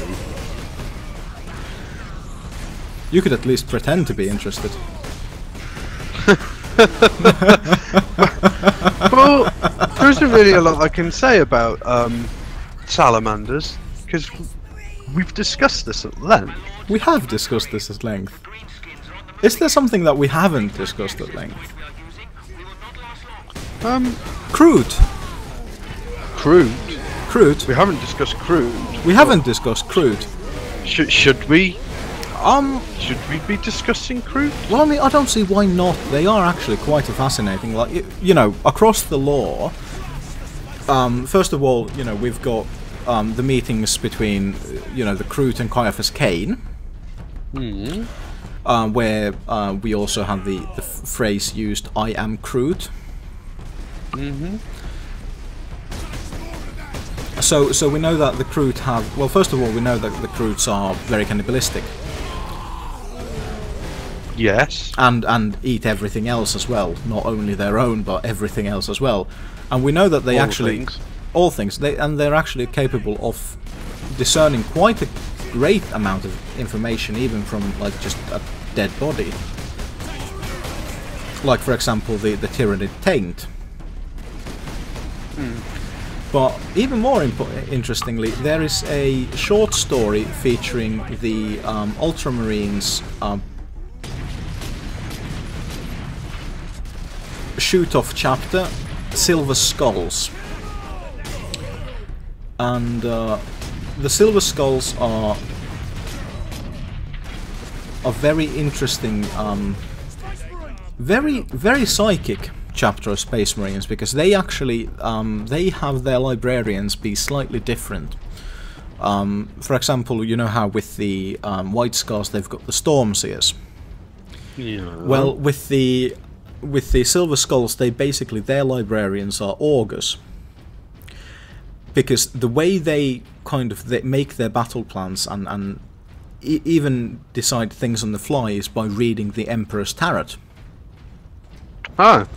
And they actually have a weird enough psychic ability that they can actually utilize the Emperor's Tarot to great effect. We are in position. Excellent, Captain. I'm sending the lift up now. Which is, you know, slightly weird, slightly different. Which is good. That is different. It is different. There'll be one that reads like tea leaves next. Probably offshoot of the White Scars then. Because, you know, Jagatai Khan. Because, you know, Jagatai Khan. Although I think he's a Mongolian. How as if the Emperor had a podcast. It's like, yeah, but why not? If they can make the tanks faster, why not just tell everybody how to make tanks faster?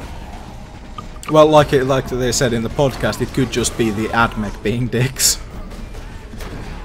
Could be. Well, I mean, if we look at the history of, for example, the Land Raider Redeemer.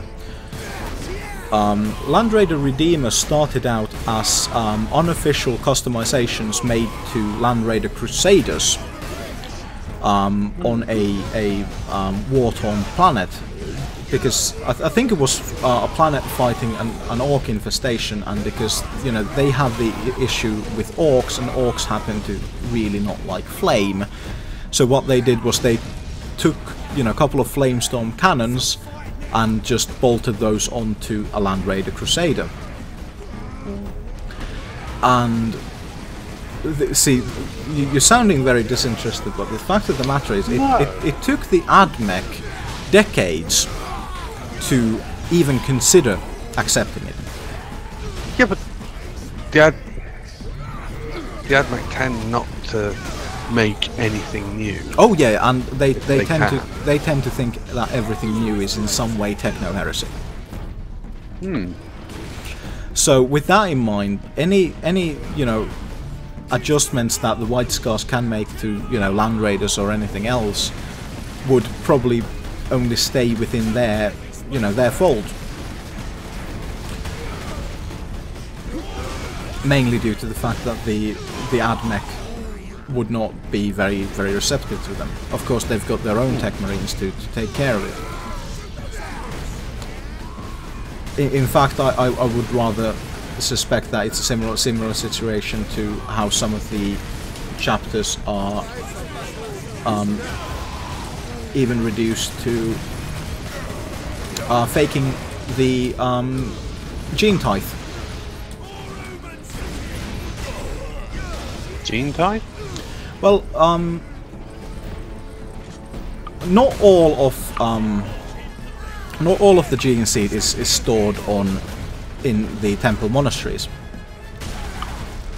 Some of the gene seed is always sent to Mars to be, you know, first of all to be preserved in 2 places. Secondly, to be checked for mutations, impurities, stuff like that. And there are some chapters that we know to be notoriously prone to mutation. For example, Blood Angels and their follower chapters, who are of course prone to the black rage and the red fucking Chipotle. So every time they have Chipotle, they end up with blood in their underwear. yeah, Chipotle away. So we know that they are particularly prone to mutations of certain types and to be warp touched. In fact, Technically, they all should be warp touched, don't they? Because they were spirited away through the warp by Royal Mail. by Royal Mail, which explains why they ended up all over instead of in the post box. That's the one bit of lore that I just think is probably the dumbest. The Primarchs getting Just they're gone. Emperor just comes into his laboratory one day like, oh, they're gone. This door was locked and sealed. This laboratory secret, but you know they've just gone. The secret laboratory on Luna. Not destroyed. Which no, but what we've done is we've got them and we've spirited them away and put them on planets which have got people, breathable atmospheres and people on them. What the fuck? Breathable atmospheres with the notable exception of Mortarion. Like, what the fuck? No, I mean, it's not like, oh, they've been spirited away. One ended up in the centre of a sun, the other one is still floating in deep space, and the rest were just straight up destroyed because, you know, what happened was a demon got in, bundled all of the cryotubes up in its arms, like, you know, carrying some heavy washing from the washing machine out to the line, and trundled off. And just like when you do have an armful of washing, you tend to drop a sock or two. Yeah, that actually, yeah. Just what? It's like, if you can go to those kind of lengths and do all of that, surely you would just destroy them. Well, that is actually that's a very good shout. The one thing that I would look, you know, to kind of divert the, you know, the dumb of that is the you know, is the advent of the Horus Heresy. Because, you know, we do know that the first actual time when the Emperor of Mankind was actually vulnerable to the powers of the Chaos, well, to the powers of Chaos, was during the final stages of the Horus Heresy, was due to the Horus Heresy. So, you know, maybe it was just, you know, a ploy to corrupt most of them. Maybe it was a ploy to tear the Imperium, you know, open from within. I mean, this is one of those just as planned situations that Tzeentch loves. But on the other hand, you know, if we look at who, you know, if we look at who became what in the, you know, in the my point is, it's not, you know, it's not one single entity taking them. It was most likely all four Chaos Gods taking them and putting them somewhere, which explains why the planets, and which would explain why some of the places where they ended up are very, you know, very, first of all, different from each other, secondly, prone to chaos worship, and you know, third, why their kind of upbringings and why the Chaos Gods that they succumbed to, if they succumbed to, were the ones that they did. For example, we can easily or we could easily theorize that, for example, Lehman Ross was dumped on oh, what's that fucking wolf world? Fenris. Fenris, thank you. On Fenris by Khorne.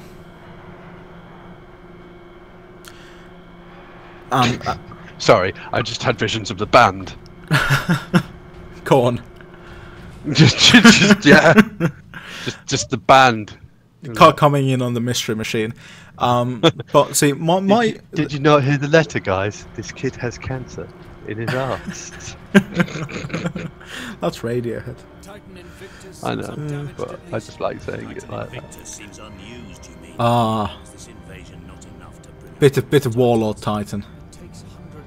Oh, you found it now? I found it. It is actually and it's got the keys in it. So what you need to do is you need to sit in the driver's seat, put it in neutral, yeah, and it's got a push button start. So you need to click the key forward twice, push the clutch in, and then press the start button, and it should fire up. I actually get to fight orcs on top of the thing, which is kind of cool. Like, it's dumb as fuck, but on the other hand, it is kind of cool.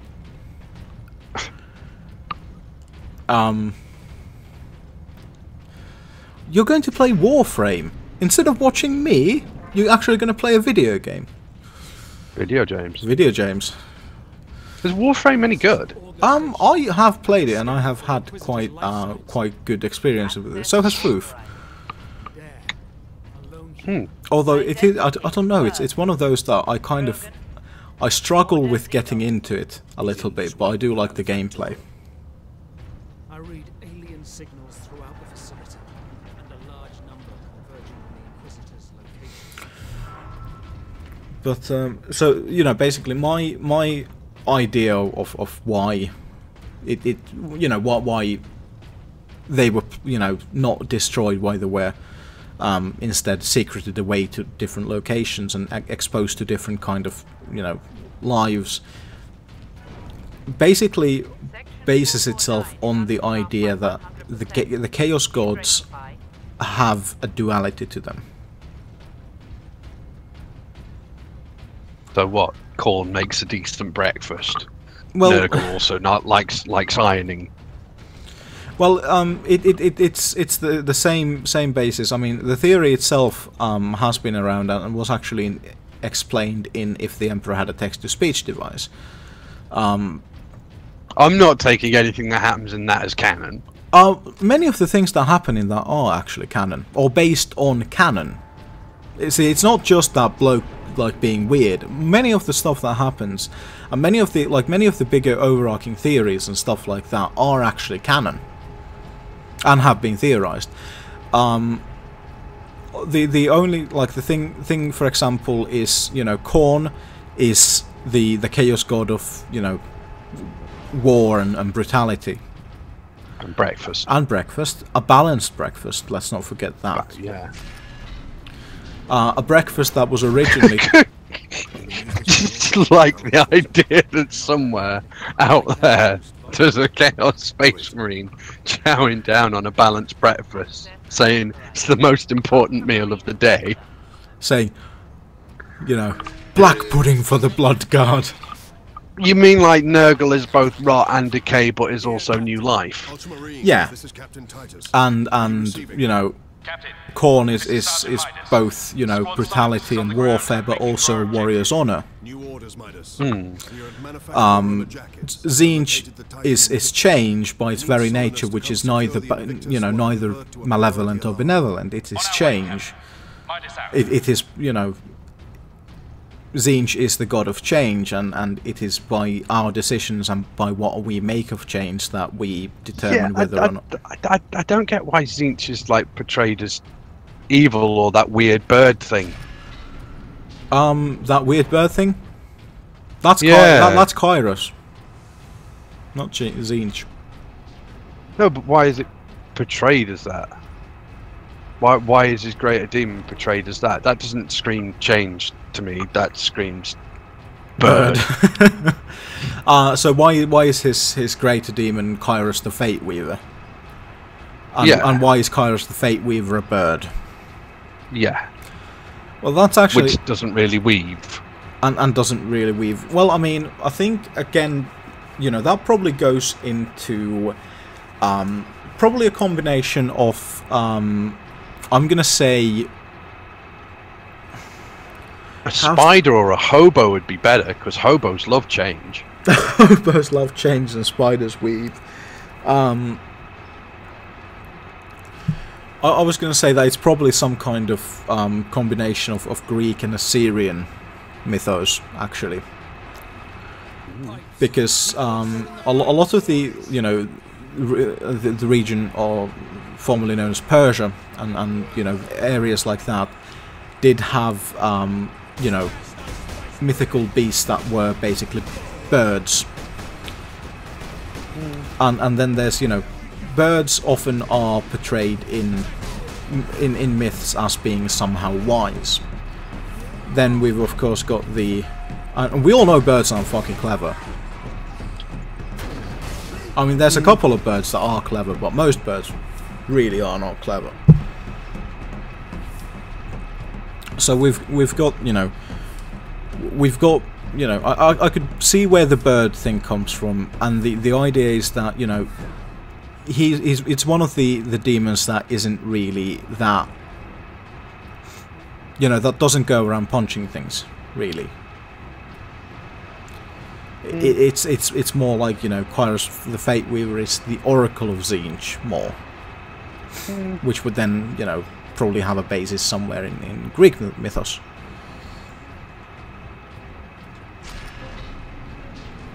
But more importantly, because we know that the, you know, Khorne, What's-His-Face, and Nurgle are the three originals who have been around, you know, forever. Yeah. Basically. Since Tuesday, at least. Since Tuesday, at least. I mean, but then there's Slaanesh, who basically was made on Friday.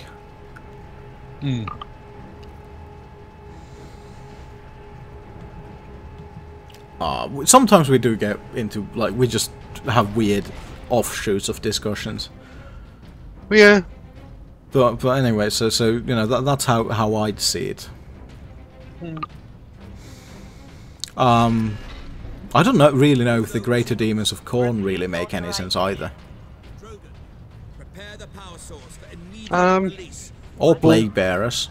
One looks like the devil and has a giant sword and whip in one hand, so you could say he's angry. You could say he's angry. The great unclean one, yeah, I'd go with that. Looks like it's filled with rot and pestilence. What about Slaanesh? No. No. No. Actually, to be honest, like, outside of Demonette, Slaanesh, the Slaaneshi demons are very shit. Shit, yeah. The word you're looking for is shit. The word that I'm looking for here is Failbadon, the armless. It is a complex device, and I have just run into the Inquisitor, who happens to have 2 giant fucking gashes through his armor on the front, but I'm sure he's fine. Probably. And for that, Captain, I need your aid. This way. You are wounded, Inquisitor Drogon. I'm a psyker. My psychic abilities are controlling the bleeding. Very well. Ah, I love the explanation. You appear to be wounded, Inquisitor. I'm a psyker. My psychic abilities are controlling the bleeding. Full of shit, mate. Nah, they're not. Nah, they're not. However, with that in mind, can you guess what the plot twist is? Everybody is both a celiac and lactose intolerant, but the only thing that anybody can make is a pizza. I hate to be that guy, but you can actually make gluten-free pizza. Not on that world, you can't. Well, that's true. It does require special ingredients from the world Agrimart III.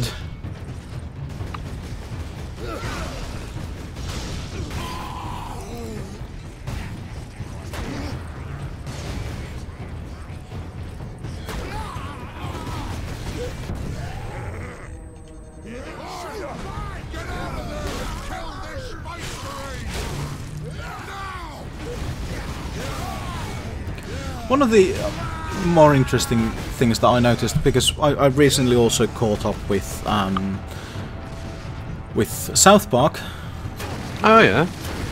And one of the interesting things I noticed is it seemed to, like, you know, going further into the, I think like after season 7 or something like that, it started having more overarching storylines.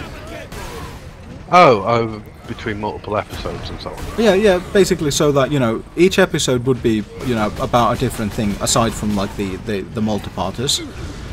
But then you'd have, you know, some kind of... You could clearly see that the world had changed within the world. Like, you know, there was the whole, Stan's dad being Lord thing. Which, you know, it wasn't the focus for you know, all of the episodes in that story arc, but you could see how the world changed because of it within the world, and I thought that was very interesting. I liked that, I really did.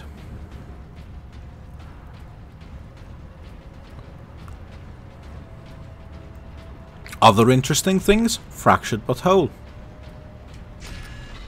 Does look very interesting. Really, actually, I really did like the Stick of Truth. I think my favourite part was when we went inside Mr. Slave's arse. Oh, and dodging the parental bollocks. Oh, and then there was the abortion scene, which apparently in Australia was replaced with a picture of a panda bear crying and a verbal depiction of what's happening.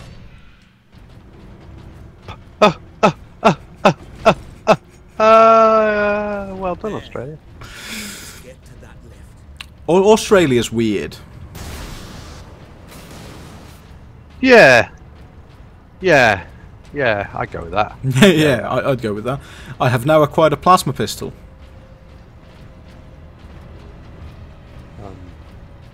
Standing. But yeah, Australia's weird when it comes to video games.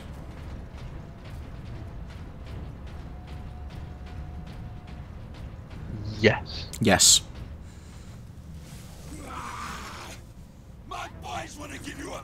They do have some crazy laws. Not even that, you know, they have crazy laws. I mean, we've got crazy laws about weird shit as well, but it's they have the crazy attitude as well. Yeah, a nation that will quite happily call each other cunts at the drop of a hat and walk around with a t-shirt that says "fuck off" written on it, apparently will not have any video games with naughty words in it. No naughty words, no abortions, and violence is also very... I remember there was a very shit but very controversial game by the unlikely name of Hatred. Do you remember? Oh yes, Hatred. That yeah. was in the news. That was all over the news. Yeah, that was all over the news. That was apparently a very bad game, but because it was so very out there, you know, it had sales.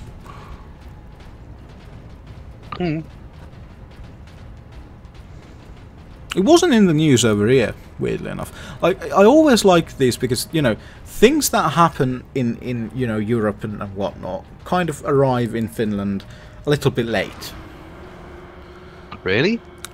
Many things do. You're in Europe, though. We are in Europe, but see, it's a weird thing. Like, for example, I knew about the existence of Nutella for years before I ever saw it. There was fables, there were stories. There were fables, there was a time stories. foretold.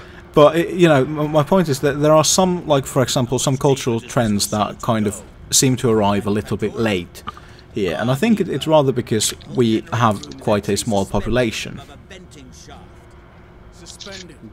Could be. Well, yeah. But, again, is that the only reason? Oh, probably not. I mean, we also have quite a high number of the young population is smaller than the older one. Oh, that's everywhere. That is everywhere. However, it does get pronounced when there's only 5 of you. Yes, a byproduct of the device's functioning.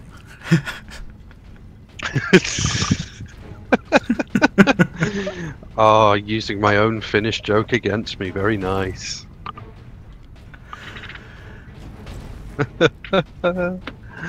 Yes, absolutely.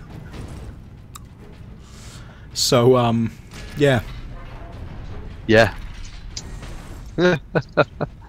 Checkmate, motherfucker. Yeah, you sit there and be proud of yourself. No, I'm gonna sit here and play this game, which currently is running at really, really low frames per second. Why is that? Have you got some ridiculously high? No, it ran okay, and now I think at the moment I think what it wants is some kind of weird yeah. All I can think is, well, there's two things. One, it's not a particularly great port, and two, might want to restart. We need only obtain the power source. Because of the fact that it is not a magnificently brilliant fucking port. Understood.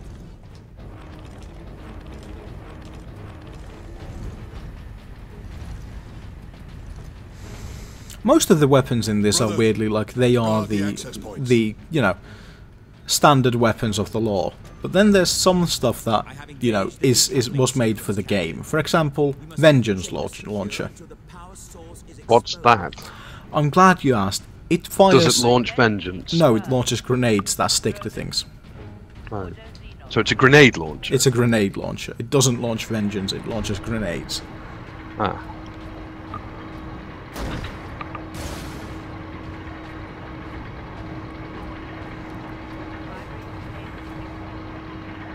There. The primary shield is open, Captain. Head into the central chamber. New objective. Seize the power source. Seize the means of production.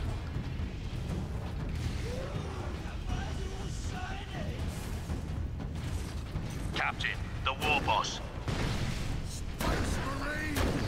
What are you hiding down here? Whatever it is, I want it! Go get it, boy! I have just killed myself. The seed of the Imperium. Oh. This prompted a thought for the day as well. The blood of the martyrs is the seed of the Imperium, apparently. Oh. This game does handle death very well, actually, to be honest. Brothers, you just die and then you move on. This game doesn't. Are you sure Well, it's this not game's just not you handling not handling death? Internet. Yeah, I'm no longer getting attached to my equipment to the point that I'm just not taking equipment. Identity confirmed. Drogon, Ordo Xenos. So, am I correct in assuming that you're just going around shanking people? Yep. You're going around stabbing people in their buttocks? Well, I'm going around looting things. So I've got a box that I can put stuff in that I can keep after I die, but it's only got 6 slots, as in 6 individual squares. So I can take like a small submachine gun with me when I die.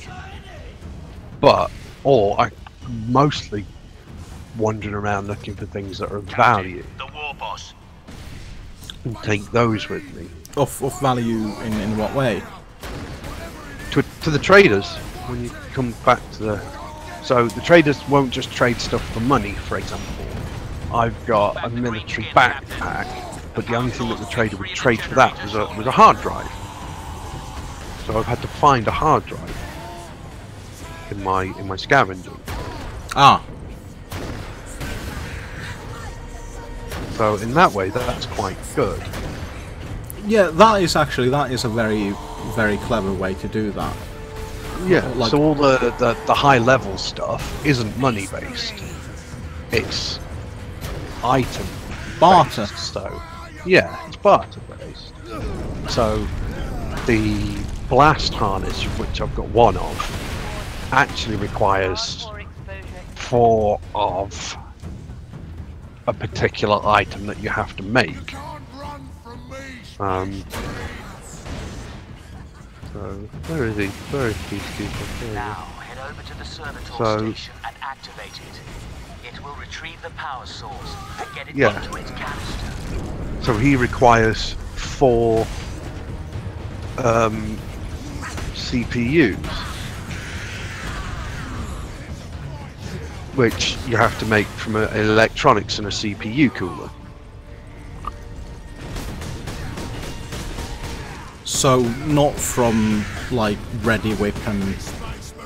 No, not Cool Whip. Not Cool Whip and a leftover sandwich. And then the only cash that this guy accepts is dollars, not rubles. So you need to find somewhere. Find dollars. Somewhere that provides you with the dollar money. Yeah.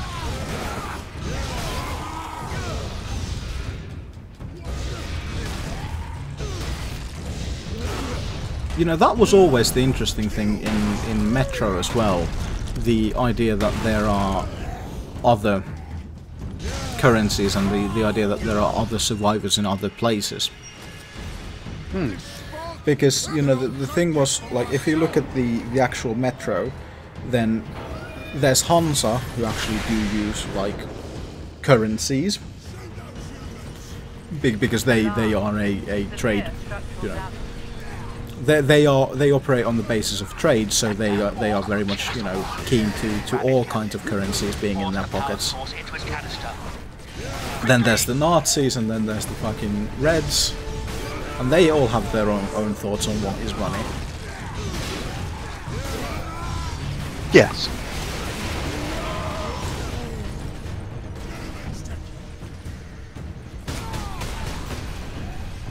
Interestingly, how do you feel about the fact that the Fallout games not set in California or not set on the West Coast also use bottle caps?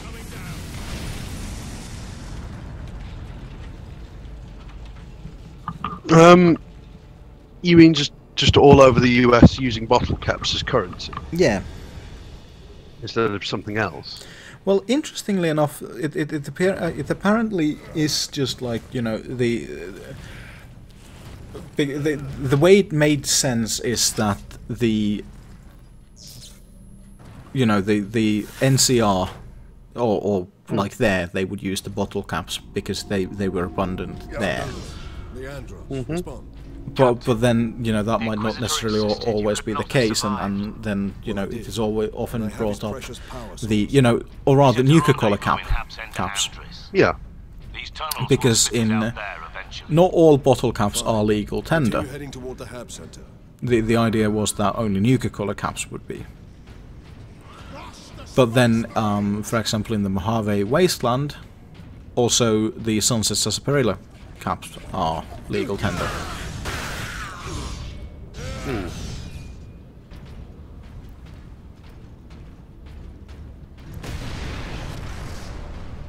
Well, to go back to your original question, I'd say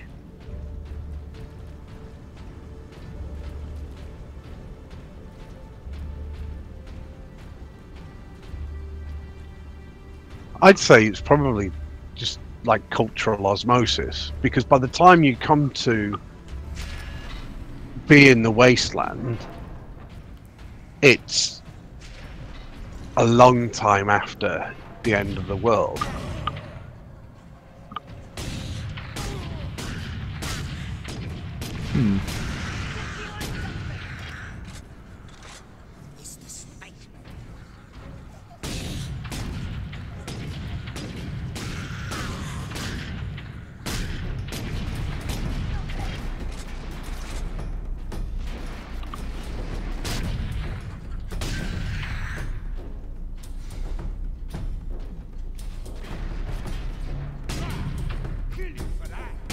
I personally see the, you know, bottle caps make sense as a de facto currency anyway. Kind of, you know, with the idea of having a post-civilization apocalypse scenario. Because then you've already, you know, you have probably in some way preserved the idea of currency above barter, at least in some forms.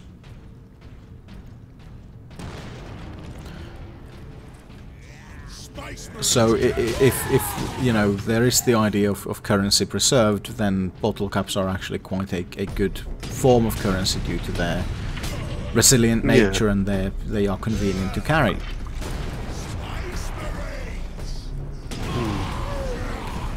So with that, I would actually, you know, I would say that it's probably going to take a lot longer to start using, for example, the NCR dollars again than it is going to, you know, than it would have to start using bottle caps.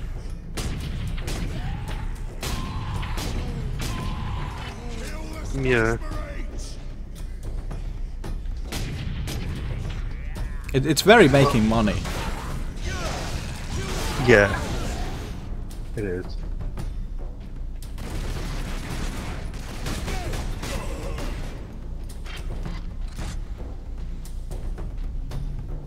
I think most questions about, you know, currency tend to be kind of very current, yeah, indeed. We must be wary not to get swept again by the current. That can't be anything good for anyone in this situation. No, not at all. Not at all. Not at all. What was I going to say? I was going to say something beautiful and brilliant. I don't know. Today's been one of those days. Have you ever read the book Heart of Darkness? No. No, me neither. Why were you going to ask me if it was any good? No, I was gonna. I asked it because the current chapter is chapter 7, Heart of Darkness. See, one of the things that I do really appreciate about this game is very quick. Like the pacing is very rapid.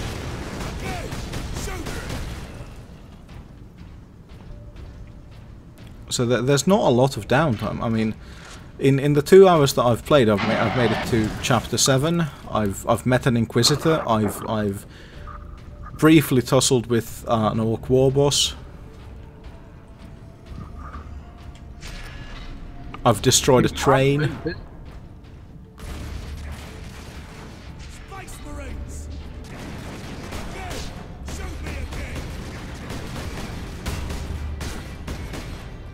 Although to be fair, one of the reasons I've been able to keep quite a good pace is that it turns out even on hard, this isn't that hard. At least not right now. I assume that it will get a little bit harder when we actually come to the, you know, the stuff that isn't just orcs.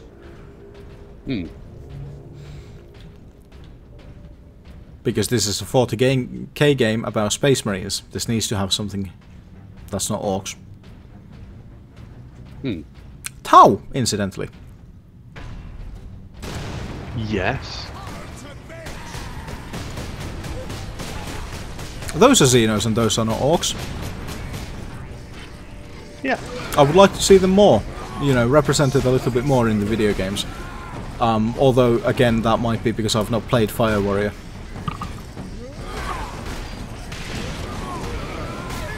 Which apparently had the worst representation of a bolter in it.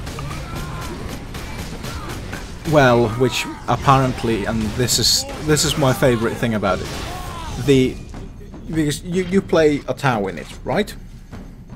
You play a Tau Fire Warrior, who is in his quest aided by Khorne, of all things.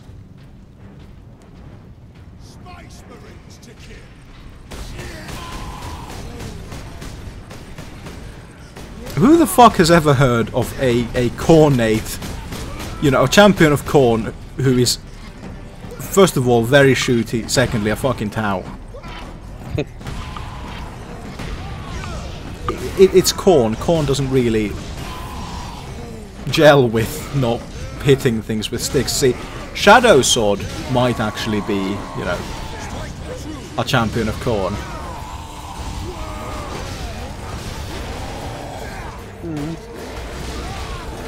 But can Tau succumb to chaos? Ethereals can.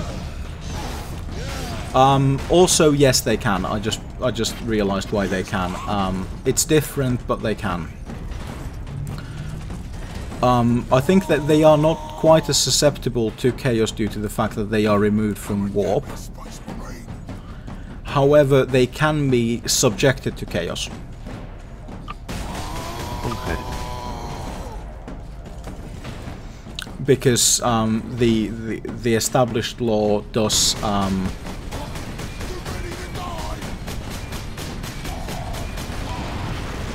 detail how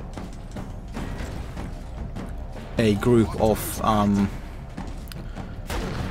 well, I mean, they can be subjected to the same chaos shit as can anything that the Dark Eldar get their fucking hands on. So in that way, you know, they have been subjected to chaos and have actually been made into new things. Actual chaos, like, you know, the proper normal succumbing to chaos that, you know, normal people of the Imperium do, hasn't been recorded.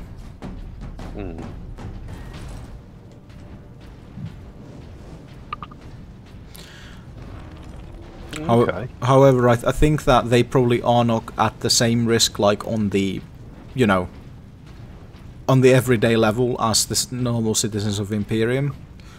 But I would assume that depending on how the Ethereals work, then they are probably at quite a high risk. Okay. It's Nids that are definitely immune to all things warp-based, isn't it? Yeah, yeah. Nids are not only are they removed from warp, but they just they obscure warp. They cast a shadow over the warp. So that they make space more real around themselves. In a way, I mean, I'm not quite sure, and this is the problem is that no one is quite sure, because, well, if we look at what the warp is, then, you know, we have the basic information which we know to be correct, which is that the warp used to be the realm of souls. Or rather, the warp is the realm of souls. It's also where, you know, your mind goes when you sleep. You know, stuff like that. But the War of the Old Ones broke that. Oh, the War in Heaven. The War in Heaven broke Heaven. Which is why it's twisted and fucked. So you know, that's basically what we know about the warp, and we know that, you know, ships can travel through the warp, and messages can travel through the warp, and you can actually subject your mind to the warp quite successfully before you. Even here, the tech priests honor their machine god. But with that in mind, the way the Tyranids block out the warp isn't really known. In not even like the inquisitorial things that I've read is it actually properly explained, because Caiaphas Cain, of course, has fought against the Nids quite a lot, and Amberley Vale is an Inquisitor of the Ordo Xenos, so not even from established lore sources have there been anything on that. All that is really known is that it's the Hive fleet that throws the shadow, basically.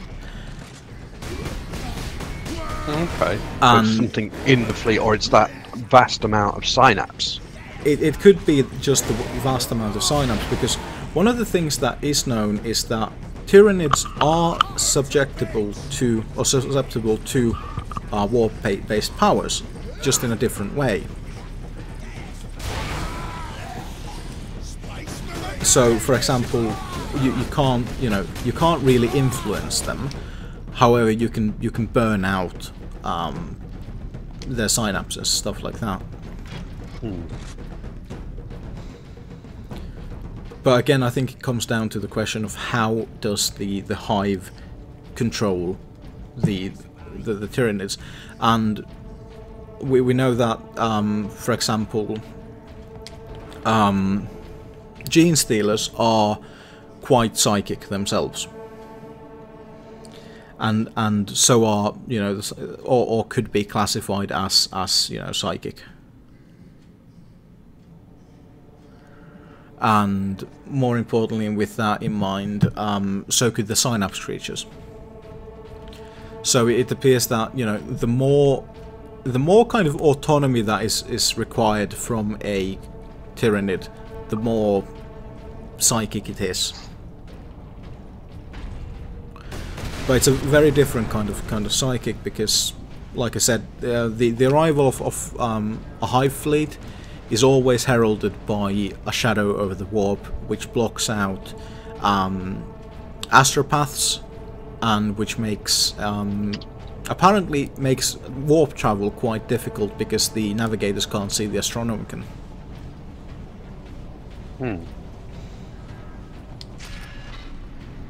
But that is all largely unexplored. I think it's because it's very hard to get, you know, information out of NIDS. Well, yeah. Like it's even more difficult than getting information out of orcs. Spacemarines! Run, boys!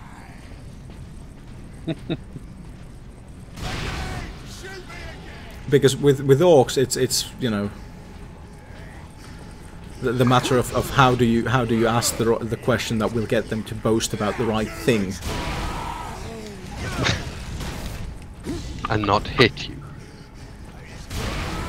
Oh, I assume you'd ask the questions once you've chopped off their arms or something.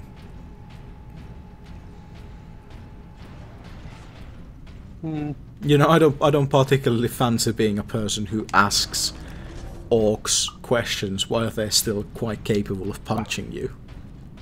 Yeah. Besides, a lot of the more intelligent orcs, so war bosses and weird boys and whatnot, are actually quite talkative.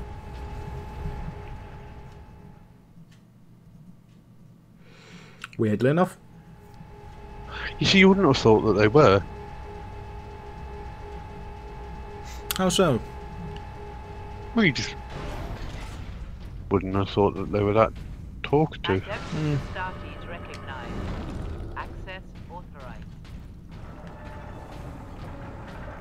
Well, I think it's like, you know, the fact of the matter is that the orc culture is so very weird and very varied.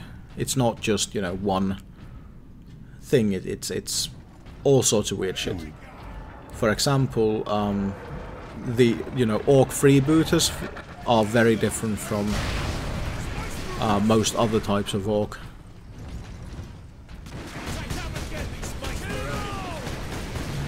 Freebooters are the ones that... Pirates.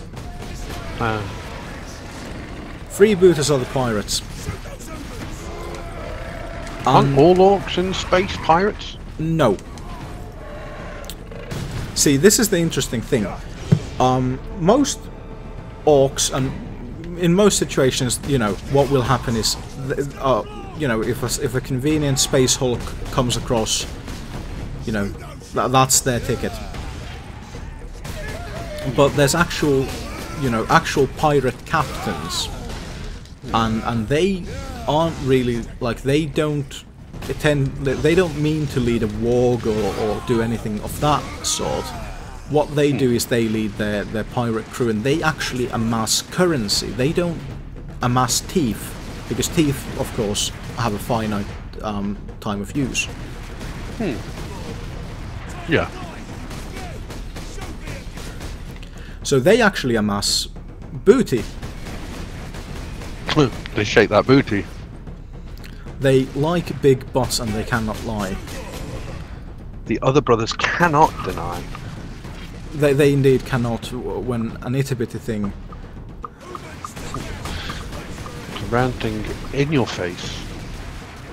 you quite definitely get sprung. Want to pull up tough.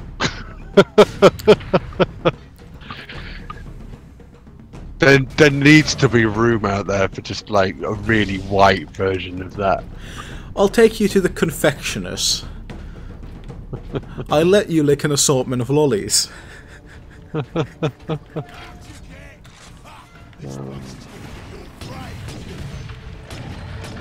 I'll let you sample an assortment of lollies.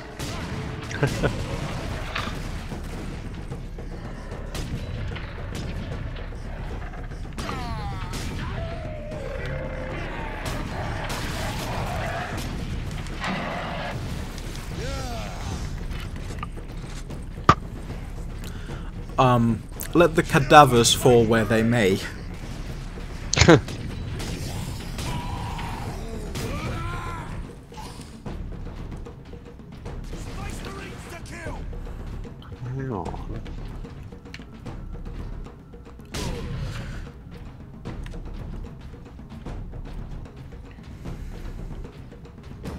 We do not require water. Let the Oedipian bugger burn.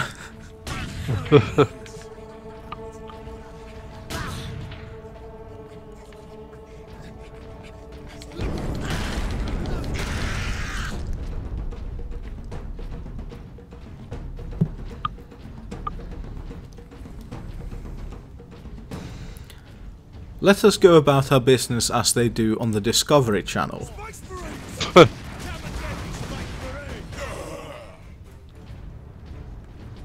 Captain Titus. Well met, brothers. Any idea of our position? Let us transact our business accordingly. Yeah, smells I've had enough of tunnels. Let's get out of here and find the Inquisitor before the orcs do. You and I are members of the mammalian family. Right,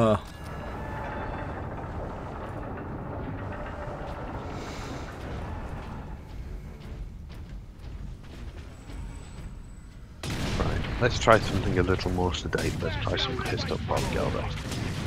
Theodore Brown, the poshest man around, is also enjoying a little bit of pay stew.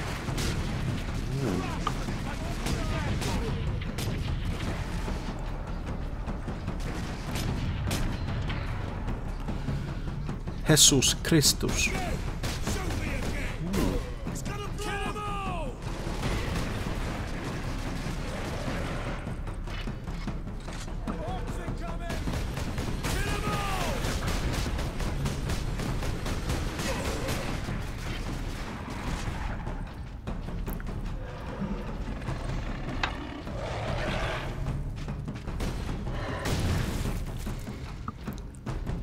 And as we all know, the proud Wu-Tang people should not be messed around with. No.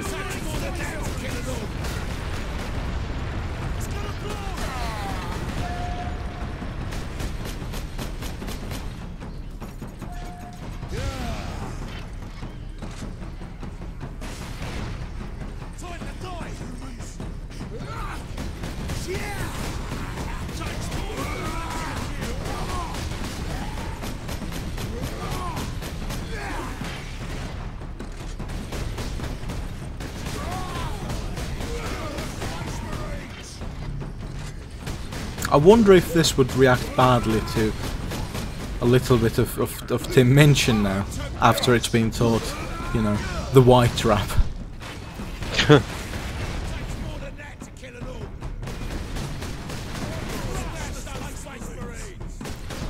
Oh. I still think that one of the finer songs is Greed. What, Tim Minchin? Tim Minchin's, yeah. It's the one about his father having made a dinosaur of balsa wood and glue.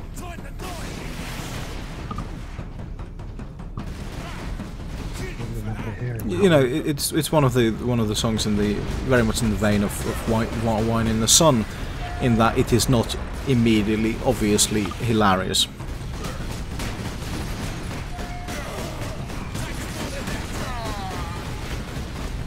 but rather is a nice song.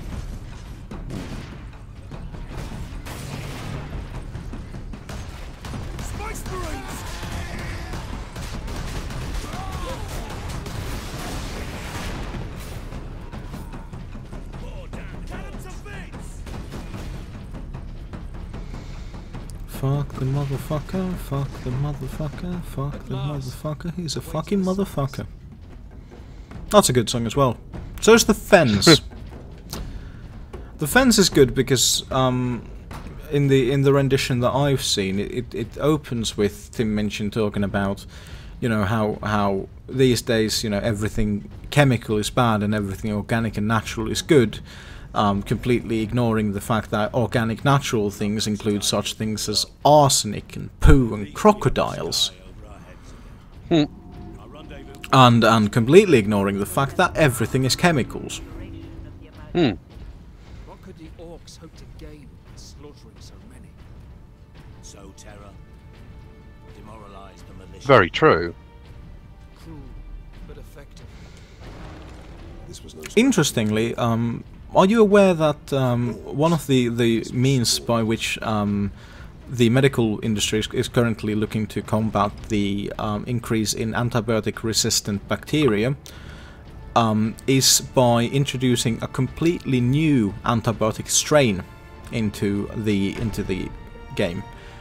Because apparently the humble herb known as thyme has a highly antibiotic component which up until now hasn't been utilized in the medical field, but that they are now looking into utilizing because it is a completely separate, the way it works is completely separated from the current antibiotics, because currently they've been basically one's been the product of another. So down the line, even though the antibiotic might be completely different because it is based on the same system, because it's based on the same thing, which leads to the resistance growing quite quickly. And I personally think that it's great that they're looking to, you know, combat the increase in antibiotic resistant bacteria. However, I'm not quite sure if another antibiotic is the key. We're gonna need them. This is true, we are gonna need them, but we're also gonna need to stop taking them quite so much. And we're also gonna have to fucking learn to eat the fucking prescriptions. I mean, overprescription and the fact that some people do stop eating the medication when the symptoms go away are both very, very big and very real problems. I am going to restart the game just to see if maybe it runs better, because 12 frames per second is a fucking... You've reached a new low. I've reached a new low. Cunt. I meant to say something nice and not call you a cunt. About as nice as it gets, isn't it? Cockwomble.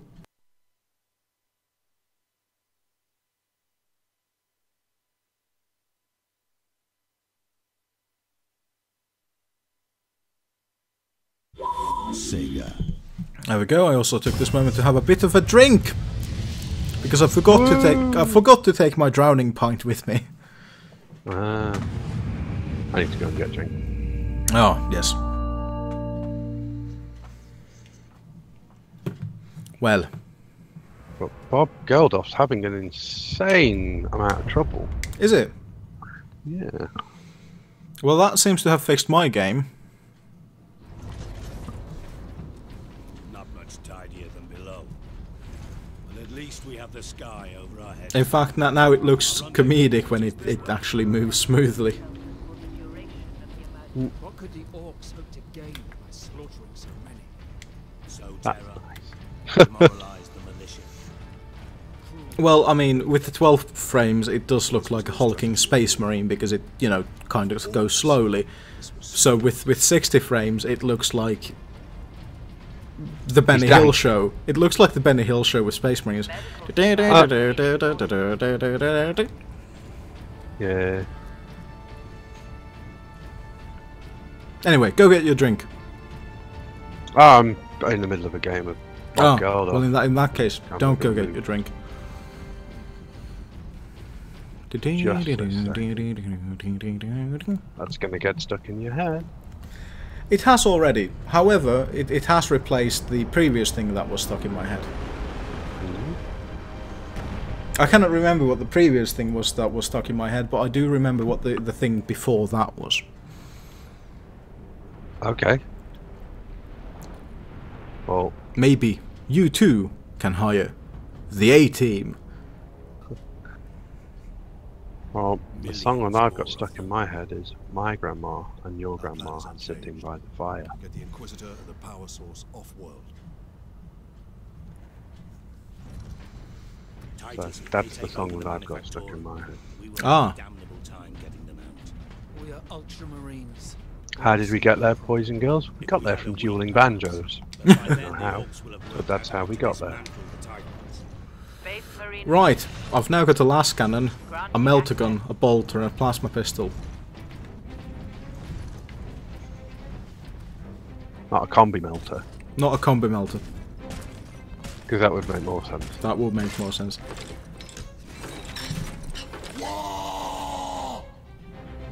Do you know what else would make more sense? Reasonable Marines? Reasonable Marines would make a cracking amount of sense.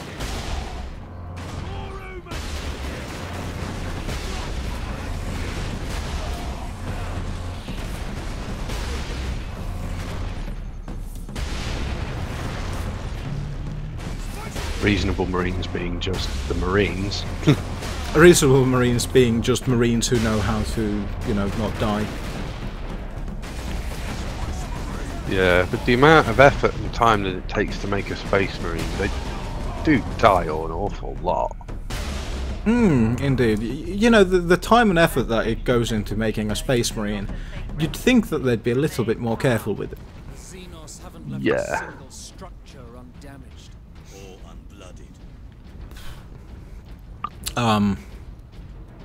But yes, apparently the rock paper scissors of 40k, or at least in the 8th edition, should go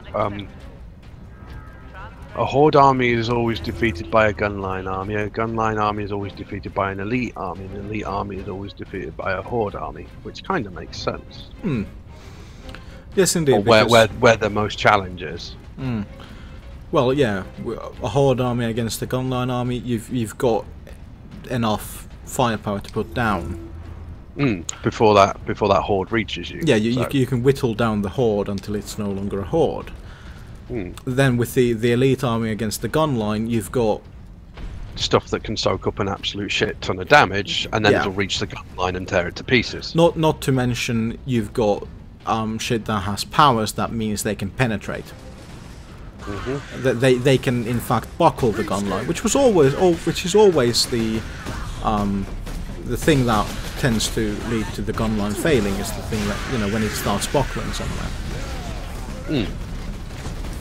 When it in fact stops acting as a gunline. And then of course horde army against elite. It makes sense, the horde army. You just absolutely muller them in lots and lots. Death of 1,000 cuts. Death of 1,000 cuts, indeed, because you know, with the elite army might have the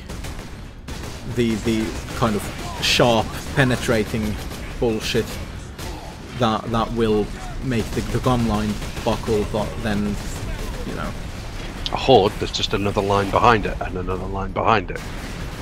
Indeed. You can't put out enough shots to stop them getting there when you're an elite army. Indeed. I mean, you can pour as much water as you want on that phosphorus, but it's not going to go out. No.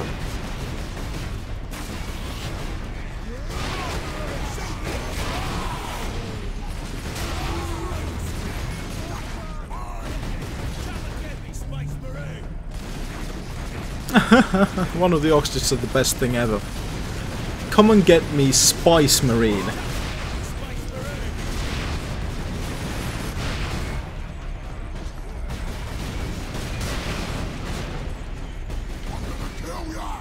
So now these are just the Marines of flavour. Crush the Space Marines!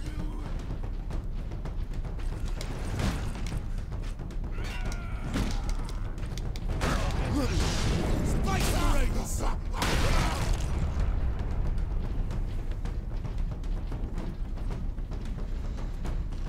More rocks!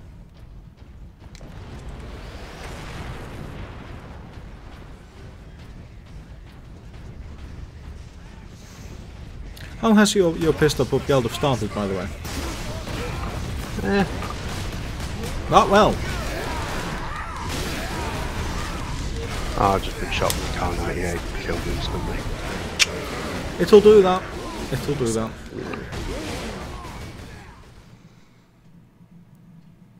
Well, better that than, you know, the VSS.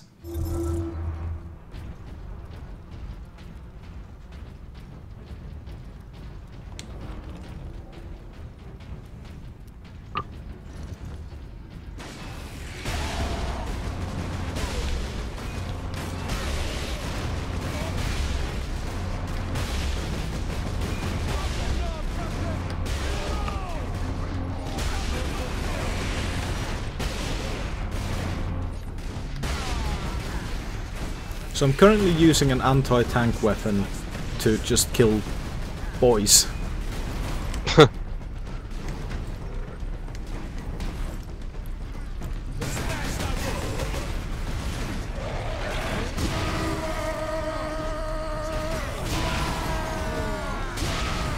Is it going well? Oh yeah. So it turns out that a nice bit of las cannon will absolutely decimate light infantry. But do you know what else will absolutely decimate light infantry? That's right, a melter gun. Yes, it will.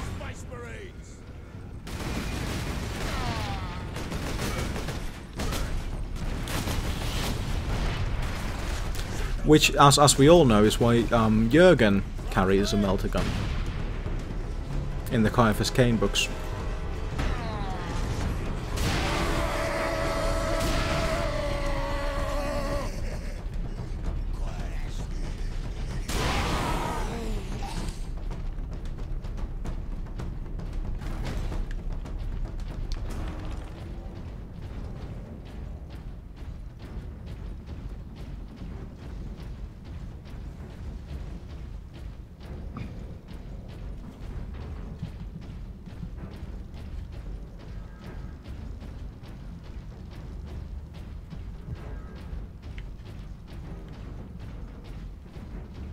If you are injured, return to your quarters. The machine god will watch over you. Ah, the automatic messages on the Forge world are still on. If you are injured, return to your quarters. The machine god will watch over you. He will. I think it just went on to say workers of class 9 and below are not entitled to medical care. That's good.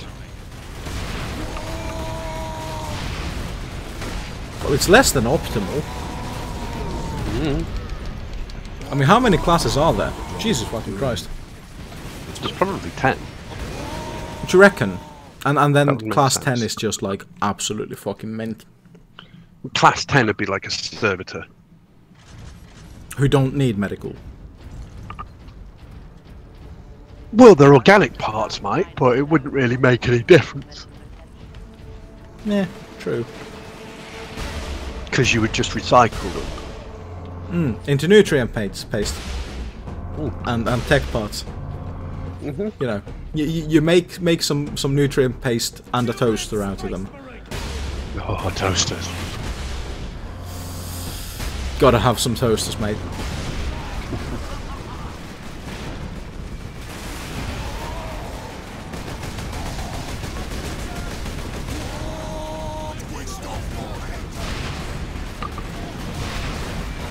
I'm trying to administer the Emperor's pace.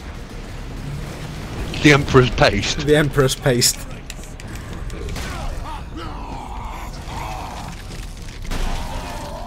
Oh, cool.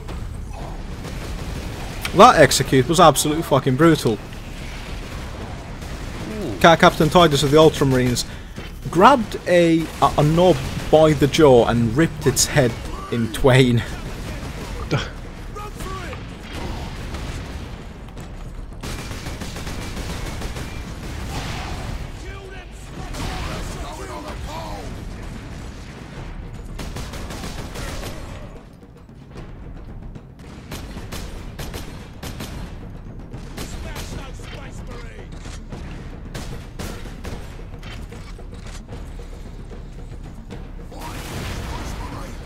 Oh, but it has been a nice almost 3 hours already.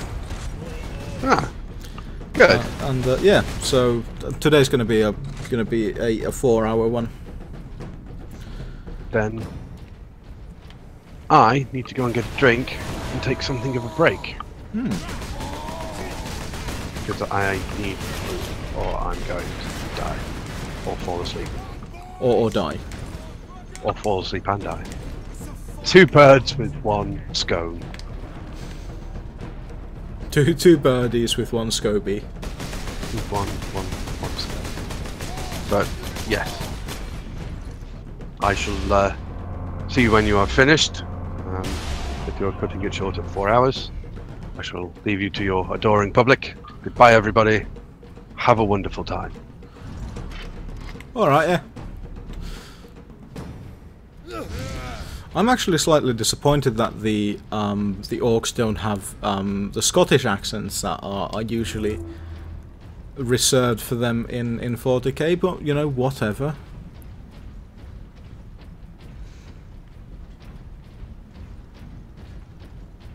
They needs to want to eat humies.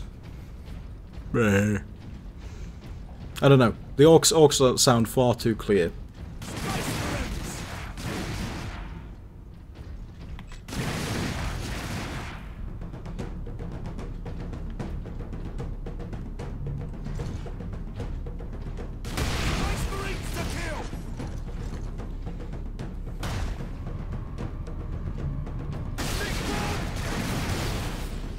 Ah, why do Americans associate the British with orcs?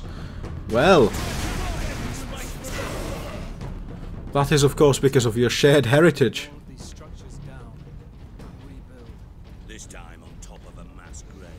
Everyone associates the Cockneys with orcs. Or the movie Cockneys vs Zombies, which is actually quite a fun movie.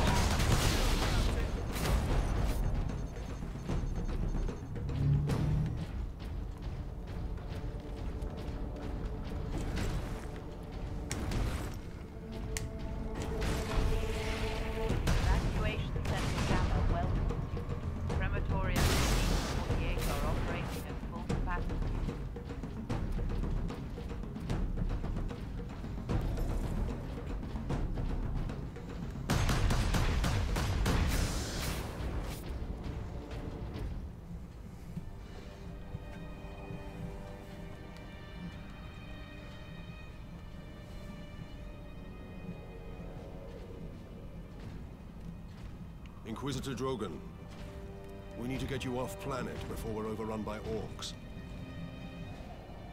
You were exposed to the unshielded power source.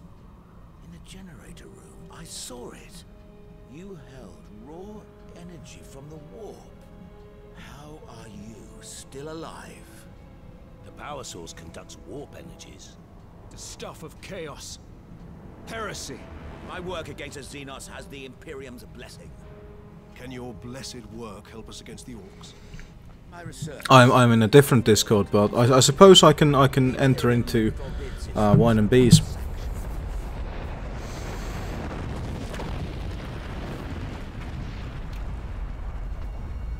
consider that your Imperial sanction. Very well. The power source fuels an experimental weapon at my research facility. The Psychic Scourge. It could destroy the orcs. You didn't think to bring up this Scourge weapon before? The Psychic Scourge has never been test-fired, Sergeant. I shall get to it as soon as the cutscene ends. Could crack this planet in half. We're out of options. We fire the weapon and take our chances.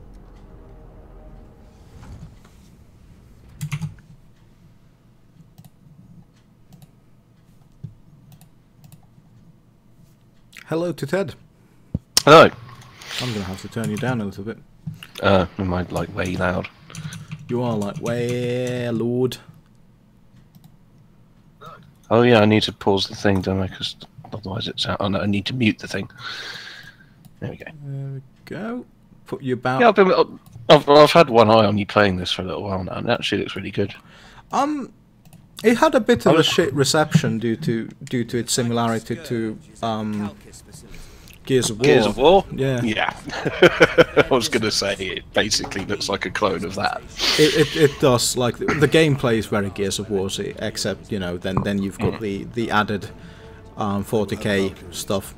And, you know, to be honest, it is not a bad game. It also had a very good multiplayer, which was a little bit let down by the lack of dedicated servers. And by a little bit let down, I mean incredibly fucked in the arse. Oh, that's quite a big difference. You need to distinguish between little bit of let down and completely fucked in the arse. Do I? I thought you were British. Yeah. I thought you understand things like this. No, I do understand. Yeah. I'm about as British as it gets. Yeah, see I rather thought that this was, you know, if I say that. But well, leading yes. on from that, there's got to be a reason why in popular culture and in general literature in general, orcs always have British accents. I've just been thinking about it, and I can think of loads and loads of fantasies where the orcs all got thick Cockney accents. I rather think I rather think that it's because Cockney is associated with the working class. Yeah. Also, yeah, and Australia as well. Fucking, that's where we sent all the Cockney prisoners, and then they developed their own version of Cockney, which was Oz. Yeah. How that evolved, but yeah. So you know it's odd. Maybe it's like, I don't know, because there's a lot of classic British, like, I don't know. Pratchett, for example, British and contains orcs, and I'm guessing Americans read it and just assumed the orcs would have British accents. Wait, Pratchett contains orcs? Yeah. Have you not read Discworld? I have. See, that's why I'm confused. There are many orc characters in that. Trolls? Gnolls? Yeah. Goblins in the later ones. There's totally orcs, dude. Can't tell you which book though. It's been a while since I've read them. I could just be completely making this up, and my brains has just fabricated this. However, do you know what definitely does have orcs? What? Lord of the Rings. Yes, and they all had very thick British accents in the movies and in the game. Do you know why? Oh, you totally smashed that guy's face open with your own face. It's because meat's back on the menu, boys. Nice. Looks like meat's back on the menu, boys. Raw. Fucking orcs, mate. Yeah, I'm stuck in Shadow of Mordor because there's an orc that's impossible to kill. Well, very close to impossible. He's immune to almost every single attack except this one particular attack, which I'm not very good at. So you are stuck in the Shadow of Mordor. Yeah. You need less door. I need less door. You need less door. You need someone to hold the door. I won't get Hodor to do it because he's already, you know, dead. Yeah. Mentally scarred. And you can't complain about spoilers because that shit came out over a year ago now. You can complain about spoilers all you want. Don't give a fuck. Yeah. Like, I hate it when people like complain about spoilers on a TV show that's like 7 years old. All I'm going to say is, if I've managed to catch up, that means that you no longer have the option, because I am shit at watching shows. Exactly. Oh no, I've got dust on my lens. Oh dear. What am I going to do? I'm going to blow on it and then rub it with my t-shirt. You're going to have a cry wank. I could do that. But, I mean... Put yourself on mute if you do. I'm not going to have a cry wank. Yeah, see what I am going to do is I'm going to go and rub my meat. I have got a, Are we not doing phrasing anymore? No, we're not. Fuck phrasing. Yeah, I've got a gigantic slab of pork. I can't remember what cut it is, but it's... I think it's... Is it shoulder or is it loin? Basically, it's got a great big... It's got a nice thick layer of fat on the top, which is going to turn into delicious crackling. And I'm going to make that. Roast pork, crackling, potatoes, carrots, parsnips. Oh yeah, it's Sunday. It's the day of roasting an entire animal. Today is the day of roasting, exactly. I can manage. It is the culture I was looking of for a roasting. I was looking for a nice piece of beef, but Sainsbury's didn't have any. And then I went to the butchers and they were like, we don't have any beef left. And I was like, fuck. The orc bastards. wanted the power source. When his orcs see I possess So yeah, in Ted's culinary world, that is the current situation. In Ted's culinary world, because they did not have beef because you were out a bit late. They are bastards. Yeah. Okay. Yeah, I got there on Friday evening, and apparently Friday lunchtime is the day to go in for the beef, according to Tim, the Sainsbury's guy. Ah, Tim. Solid man. Tim the meat man. Be thankful for Tim and all of his meat. I thank Mr. Skeltel for strong bones. Yes, and calcium. Doot.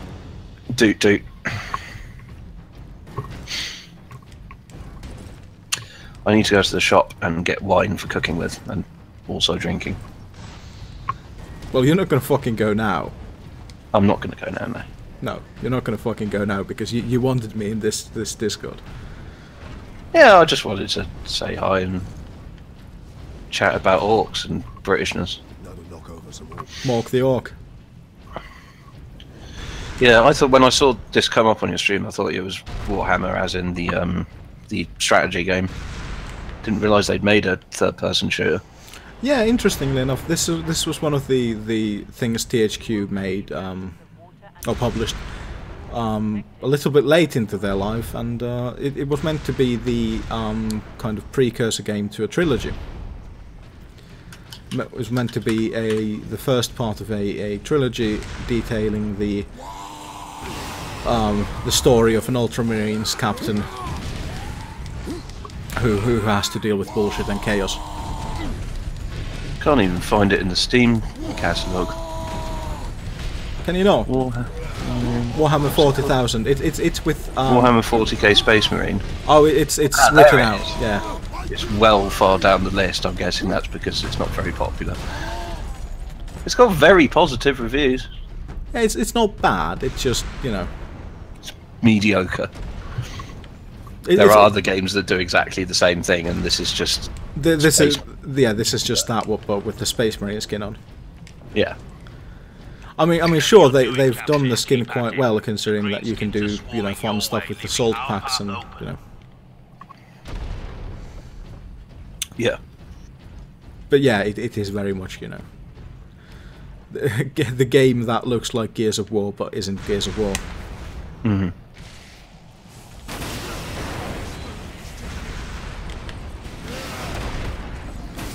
You're using a Steam controller again, aren't you? No, I'm not. I'm actually using a PS4 controller.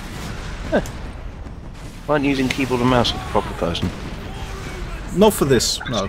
No, you're right. Actually, my own personal rule is, in general, third-person shooters play better with a control pad.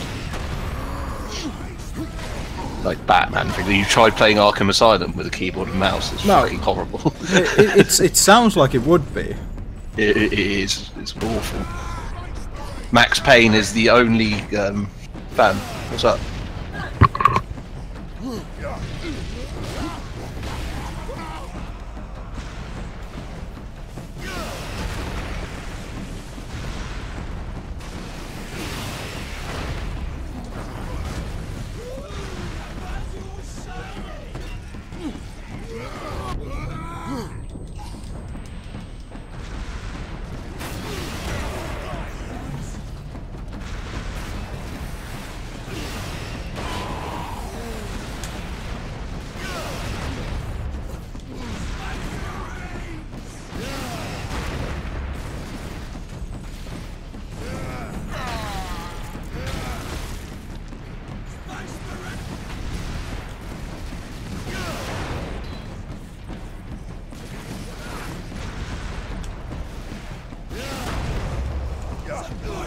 to play with.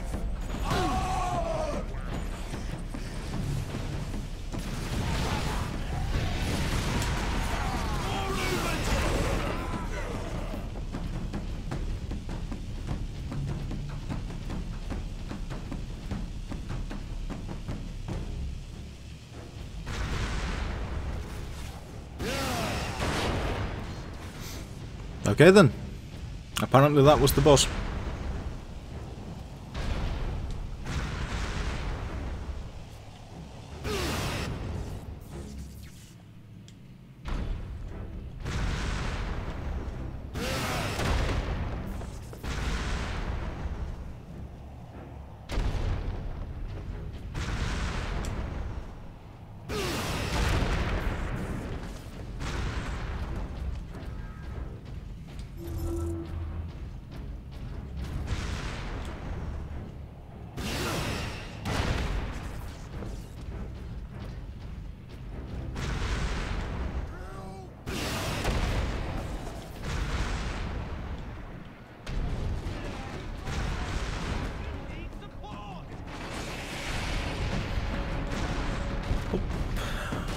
There we go.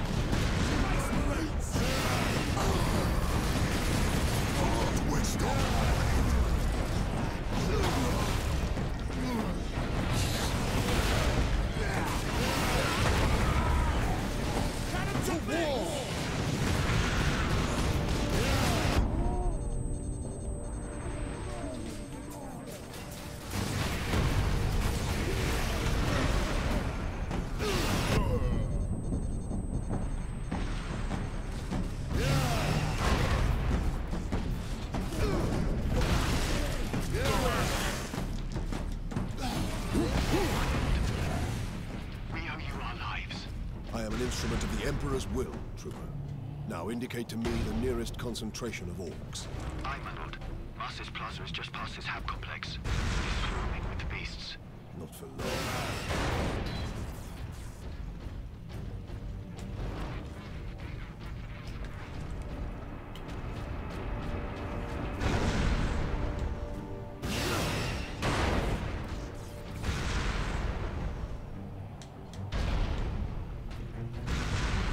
Bit of Hammer of Wrath. We are within sight of the Imperial Guard bastion.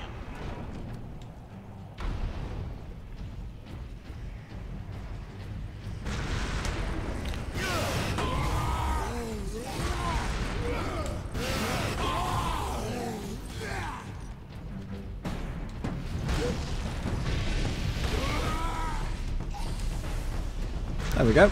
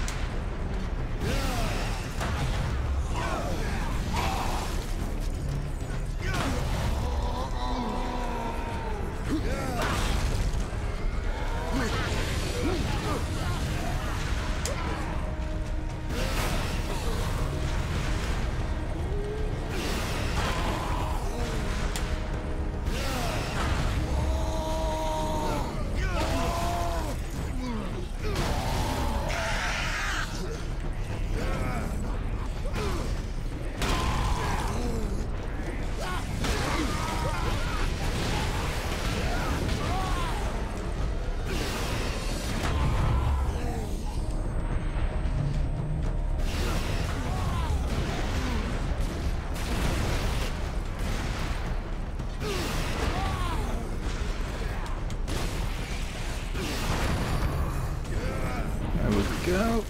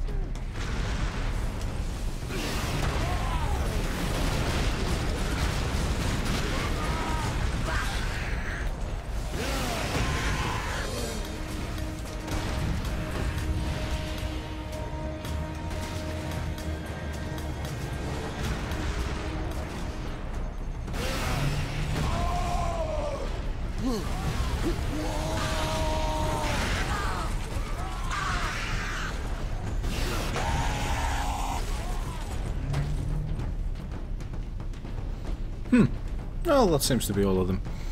Nice. Nice, that's good. Hop on over here. Hop on over there. Out of fuel. Ah. Well, I do get to keep my Thunderhammer. Do I actually get to use a pistol? Yes, I do. I wasn't entirely sure if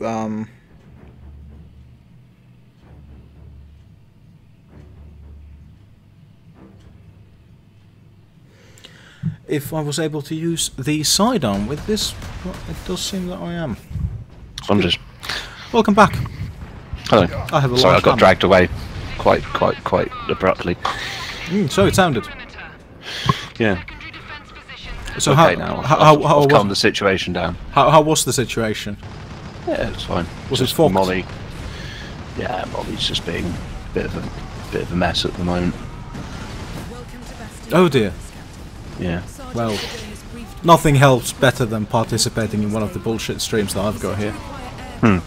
Oh yeah, I do enjoy your bullshit stream. I hope you know that. No, well now I do. Now that you've told me I do. And the squadron's ready for liftoff. We'll get you to Calcus with all speed. It's time the Imperial Guard brought the fight to the Orcs. I have a hammer now in the game. If I had a hammer, I'd hammer in the morning. I'd hammer in the evening. All through this land. Hammer of freedom. Oh yeah, I'm singing now. Sorry. No, that's okay. I think you sang for about 30 seconds, so... Hammer time. Hammer time. Halt! Homicide. That is a rat jumping across the room. A rat? A rat. Ah, well, do you know what this is? So, yeah. What? This is a fucking rail shooter section in this game. Oh. Does it belong here? Does it make any sense here? Of course it fucking doesn't.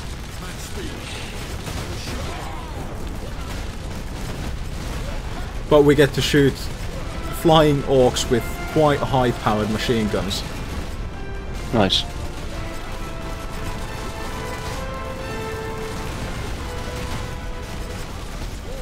Yeah, that was fun. Weirdly, this rail shooter section reminds me a lot of Spec Ops: The Line. Yes. Yes, the very beginning, yeah. Yeah. The very weird, very abrupt, very not at all like suiting the rest of the game. Spec Ops: The Line was an excellent game. Spec Ops: The Line was an absolutely fucking brilliant game, and the weird thing about it is that it had multiple endings as well. Yeah, I did the ending where I can't even remember. I think I shot myself in the face. Well, actually, no. I survived, and then I don't remember. Fuck it, I'm not going to speculate because I don't know.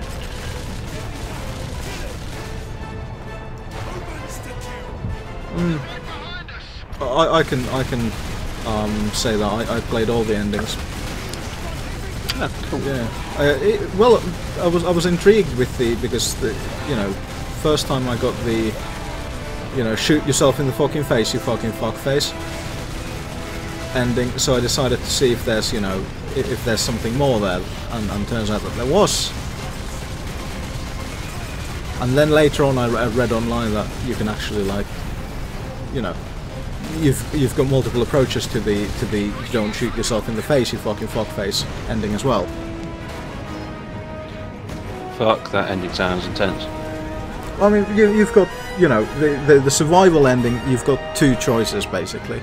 One is you surrender to the Marines. Two is you shoot the Marines.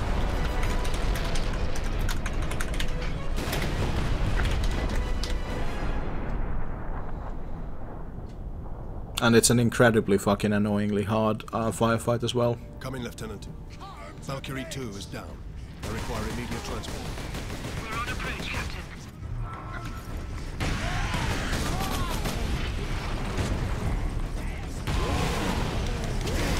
Oh, they took away my hammer and gave me a fucking chainsaw instead. Yeah.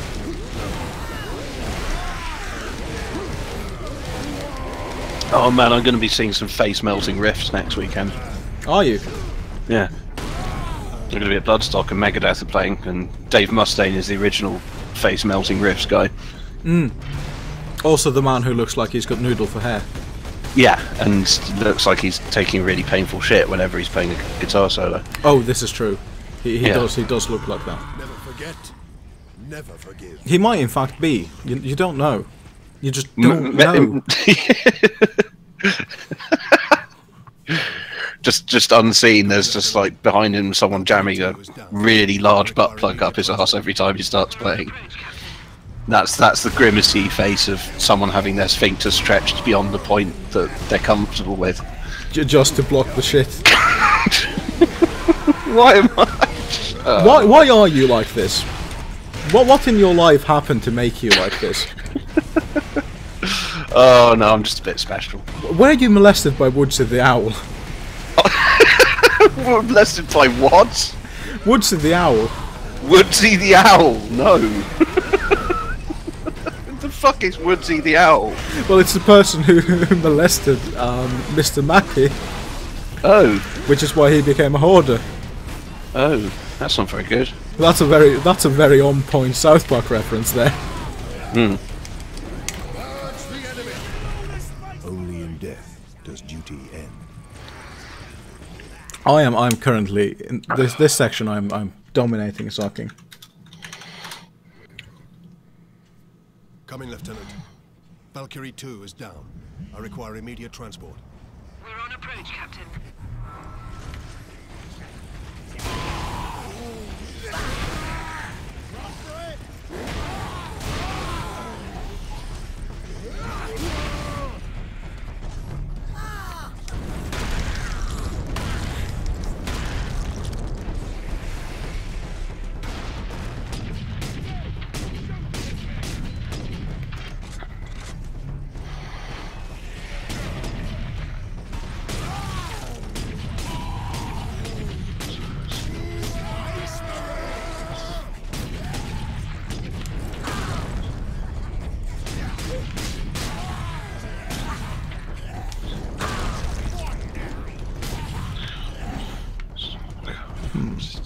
You're mumbling. I'm not. Fucking Wait, was I? Yes, you fucking was. Well, it was either you mumbling or I'm going slowly insane. Pick one. Yeah, but I wasn't even. Jesus Christ, my mic is so fucking ridiculous. I wasn't mumbling per se. I was literally mouthing words.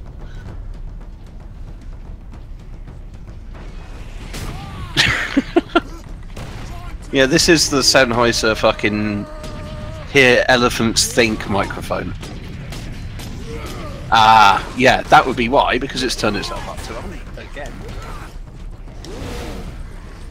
That should be a bit better.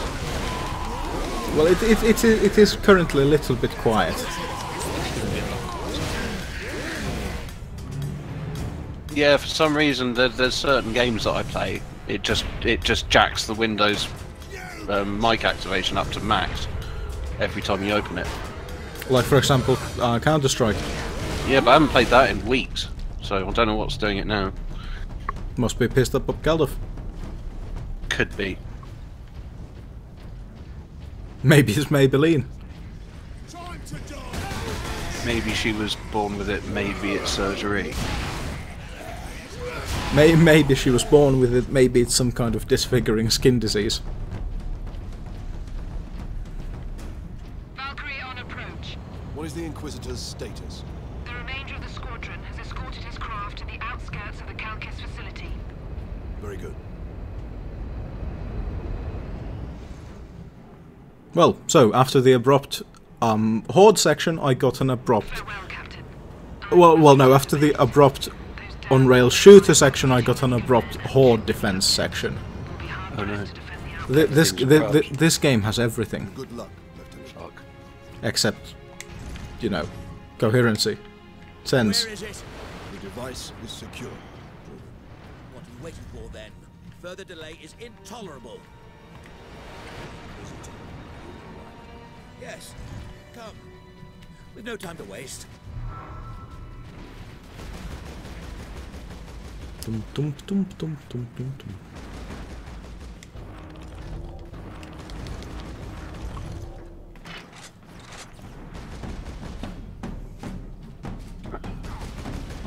Absolutely mental. You're subscribed to our Mad Lads, right? I think I am.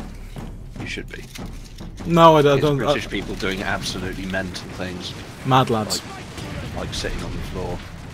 I've been there. I don't know if I'm subscribed, but I do go there. You know, because it does get linked to quite often. Yeah.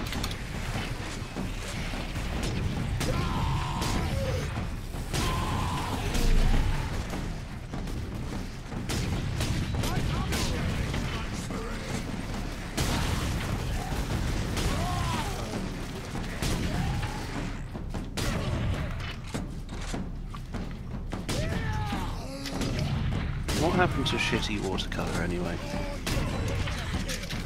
Probably not enough people contributing. They all get good.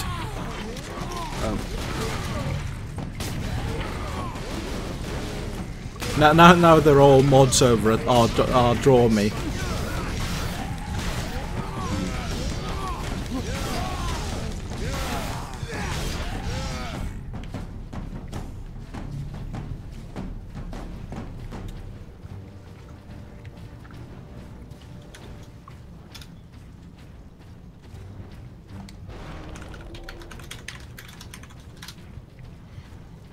I tried to sign up for that. For what? Escape from Tarkov. Sorry, I'm responding to Russ's instant messages by talking to you. You're a fucking cunt, you are. No, I'm not. You said that with such hurt in your voice. Yes, Ross has been talking a lot about Escape from Tarkov. It's apparently a very Russian game.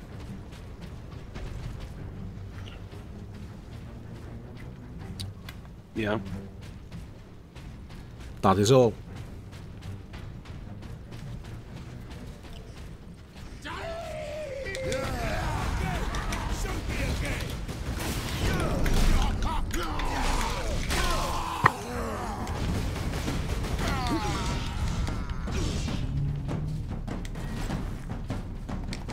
There we go. Some nades. More of them. Dispatch them quickly. We must hurry.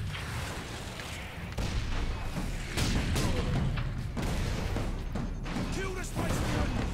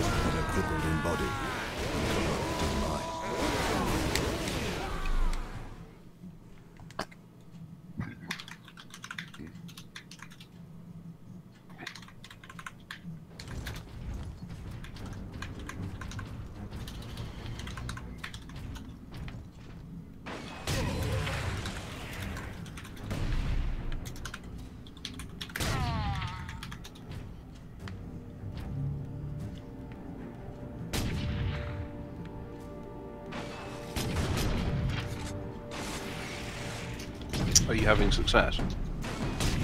What? You do seem to be shooting lots of dudes. I do seem to be shooting lots of dudes. This is correct. They have done the whole really over the top weapons thing quite well. Oh yeah, without a doubt. This game actually has one of the better depictions of the humble bolter. In that it feels like you're actually firing some kind of explosive rounds. It's a cannon.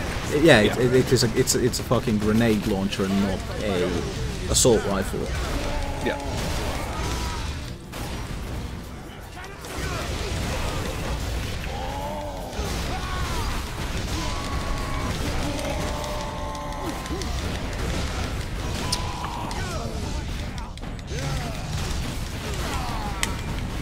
My favourite thing about roast pork is the fact that it takes so long to cook that you can just whack it in the oven and then just, I don't know, get pissed and forget about it for a while. Not have to think about putting potatoes in for like an hour or an hour and a half. My favourite thing about roast pork is that it's very nice with mustard. Oh, it's fucking lovely, yeah.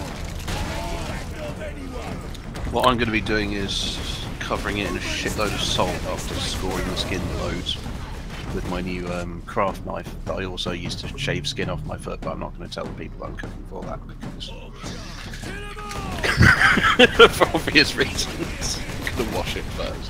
I'm going to reiterate that for the stream for future reference. This man is using the same knife that he used to shave skin off his foot to score the skin on the bit of pig that he's cooking. Because that's exactly what it's the same thing. I'm doing exactly the same thing, and it works very well at that particular job. You do need a fuck off sharp knife to properly score pork skin. I recently got myself a cleaver. Oh, nice. Do you do a lot of butchery then? I actually use it as a vegetable knife. Oh. Fine. It's because cleavers are very good for chopping vegetables. That's why the Asians use them.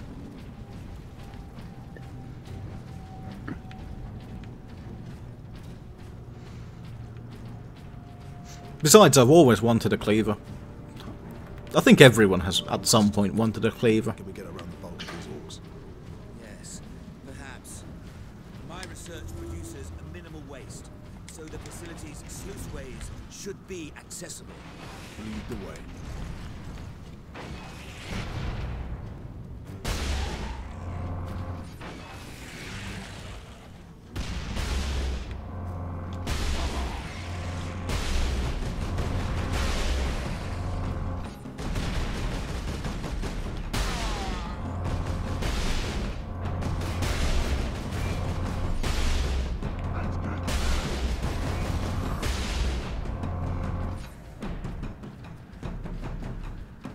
Yeah, I'm reading this drama from Synergy Squad.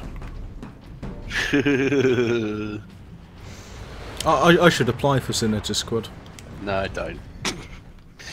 It's full of dickheads. I was in it very briefly. It's just dickheads. Deckheads. Deckheads, yeah. Deckheads. Deck sealant. Schaefer's deck sealant. Yeah, man. Well, I mean, as long as Deck's not in it. There's a deck that needed sealant. Deck definitely needed sealing. Yeah, also not being being less racist, and being more good. Oh, I never clicked on the activation email. That's how far I got last night. So I was, yeah. With what? With Tarkov? Last night we I just went to mates.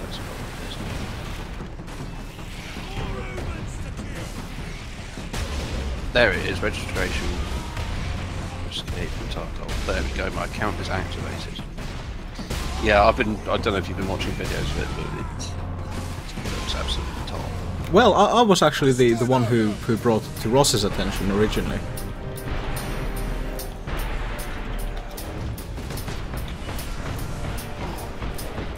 Well then, props to you for doing that. Yeah.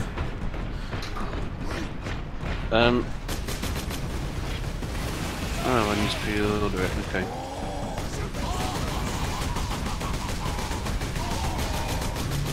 Oh.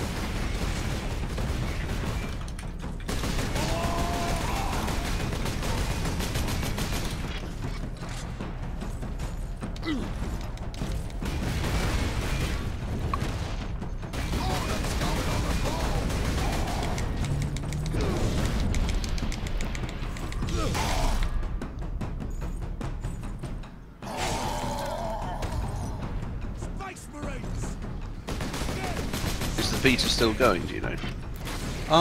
Well, Ross has been playing at least, so...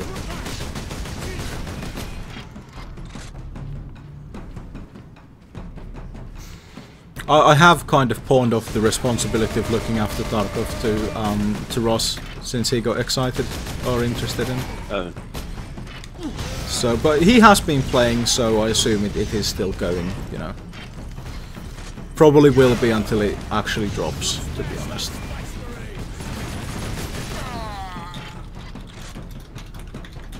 Captain, my servitors were destroyed in the initial attack. I may need your help to activate the psychic scourge. How large is the weapon? The firing mechanism is at my research lab, but the energy pulse itself travels along conduits from the lab to the orbital spire. There, we will proceed through that door.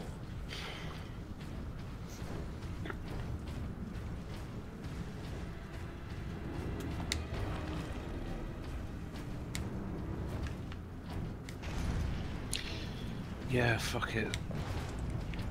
By pressing confirm, you certify that your age is over 17 years. Oh dear. That's a very, very strange age. I need time to override the lock, Captain. Understood, Inquisitor.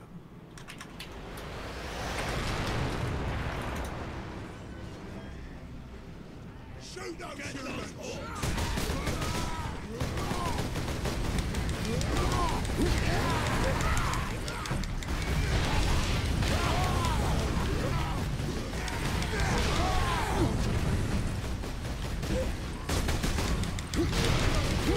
Oh, you know what? Fuck those people. They advertised the game as 35 quid, and I was like, yeah, I'd be interested in that. That's without tax. Then they slap on VAT at 20%, so now it's 47 quid. 47 quid to pre-order a fucking... No, just no. If that was 30 quid, 35 quid, I'd pay that. I'm not paying 47 now.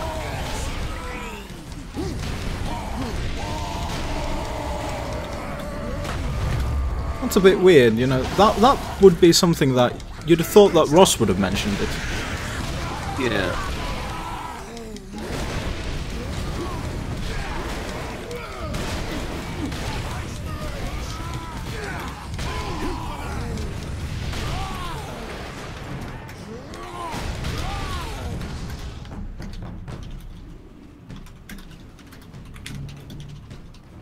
Shoot those humans!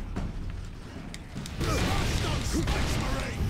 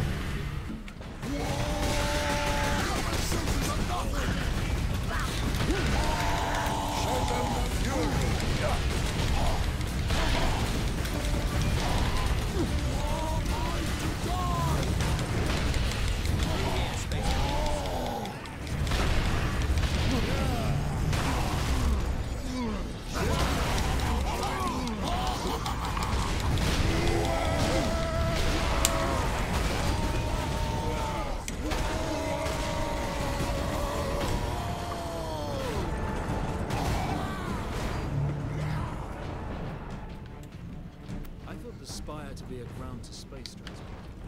It is. With a few modifications, it also makes an ideal firing tower. The energy pulse should not damage the spire. You do not sound confident. Improvisation and experimentation go hand in hand.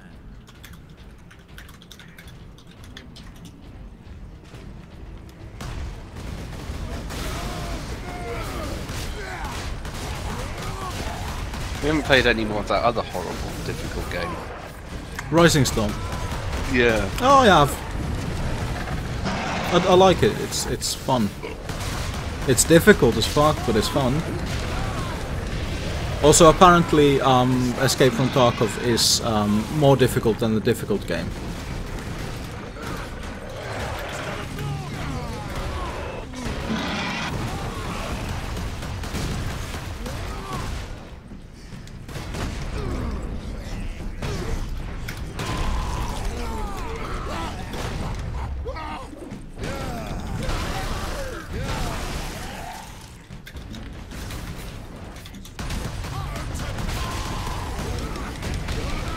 I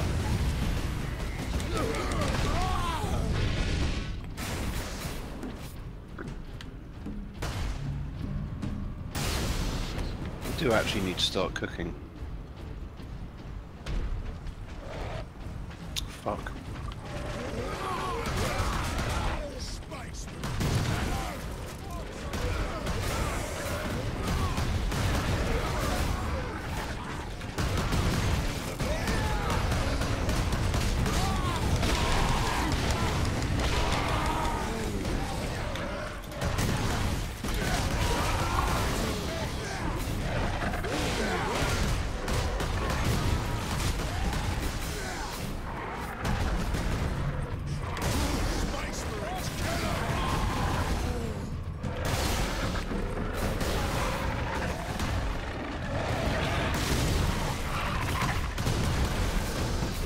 What engine's it in? What? Tarkle. I haven't a fucking clue, mate.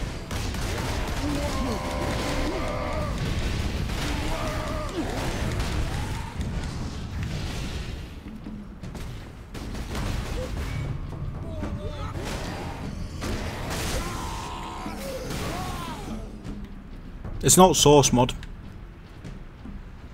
I can tell. Because it doesn't look like it's from 2004.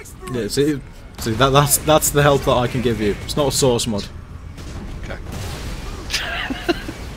Thanks, bitch.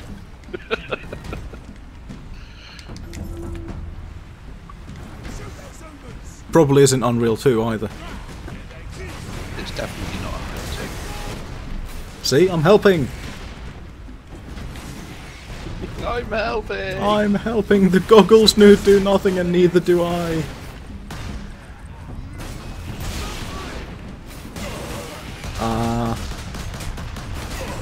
I've been watching this guy play this game for a little while now, and he's literally not fired a single shot. He's just running around a completely empty place doing nothing.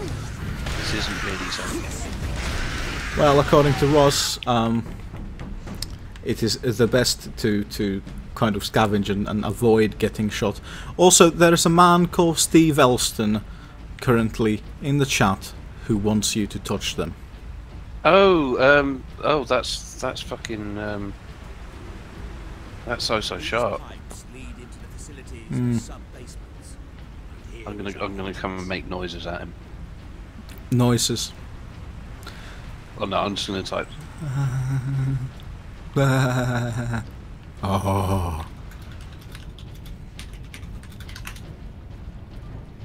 Seriously, I'm not joking, Steve. I want you to come and put stuff in my bumhole. See, I would never. It's like Oso's face. I could never put together Oso's face and Oso's voice. Also, thank you for subscribing, Big Gun 2005. What can we expect inside, Inquisitor? Oh yes. Your subscription has been deemed dank. It is. It is. It is the dankest of subscriptions. Not the dankest of memes. No.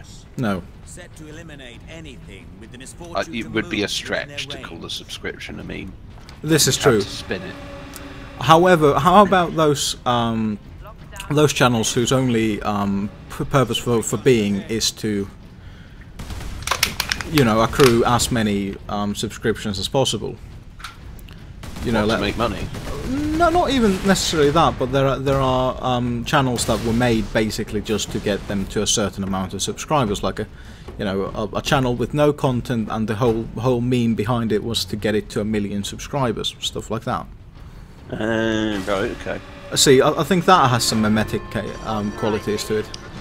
Some mimetic qualities. Some mimetic qualities. I like that word that you just used, mimetic. Oh, you should have heard earlier. We also Ross and I made some very white rap. Very white rap. For example, like whiter than Vanilla Ice. Whiter than Vanilla Ice. For example, I'll take you to the confectioner's. I let you sample a selection of lollies. And that is where we are headed. Okay, that's a bar, mate. That's a proper bar. You're gonna spit mad bars. I'm just going to go for a week quickly. I'll be right back.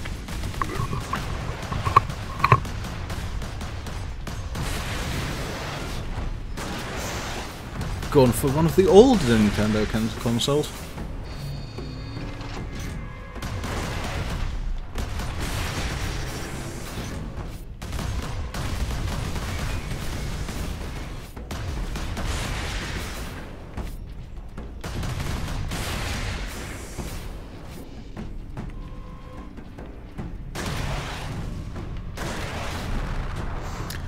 Do I collect Warhammer 40k figures? I do actually.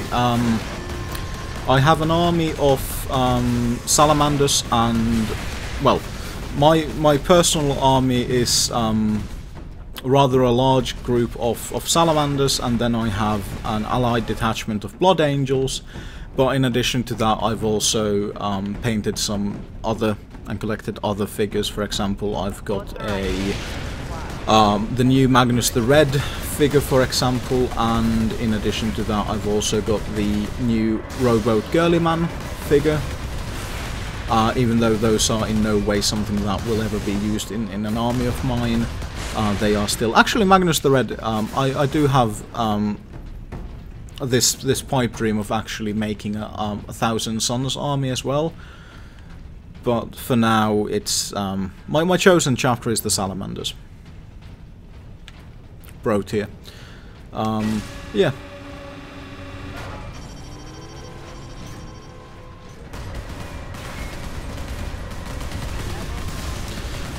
Weirdly enough, you can actually get big lots of Space Marines on eBay for quite cheap.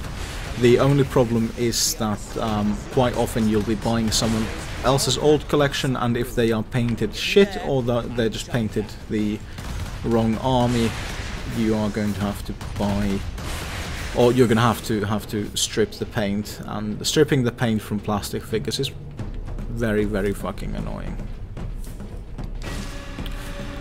Especially if it's been a bad paint job. Sometimes if it's been a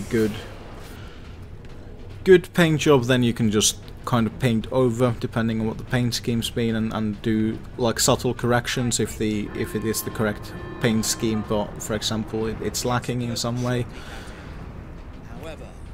But I prefer to start from... I personally prefer to start from a clean slate. But yeah, I have bought some I've bought some parts, like just Space Marine torsos and individual legs and stuff like that before. Bits, they're called, because I wanted to do specific kind of builds for characters. For example, I've got a special build for the Salamander 7th Company captain, who is the captain of the Scout Company, so I looked around for one of the old style Space Marine recon bodies, and then I built the rest around that, so that he actually has a camo cloak, and he's an actual like, he looks like the captain of a Scout Company instead of looking like the captain of any other Space Marine company.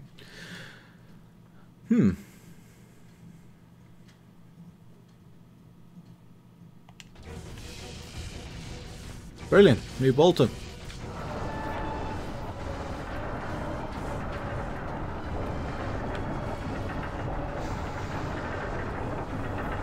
firing core is still active. Excellent. If this is the firing core, Inquisitor, does it discharge through the whole facility? No, not precisely. The core actually raises to the rooftop of the facility. That is where the rest of the firing array is located.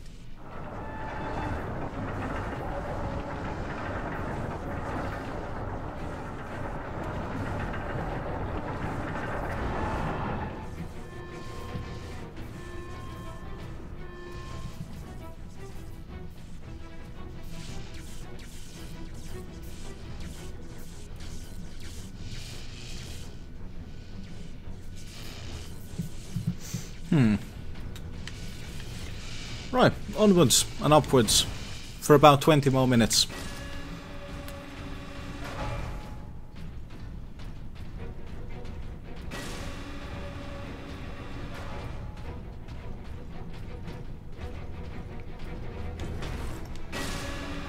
This game does clearly suffer from uptime issues because the frame rate is once again absolutely fucking tanking.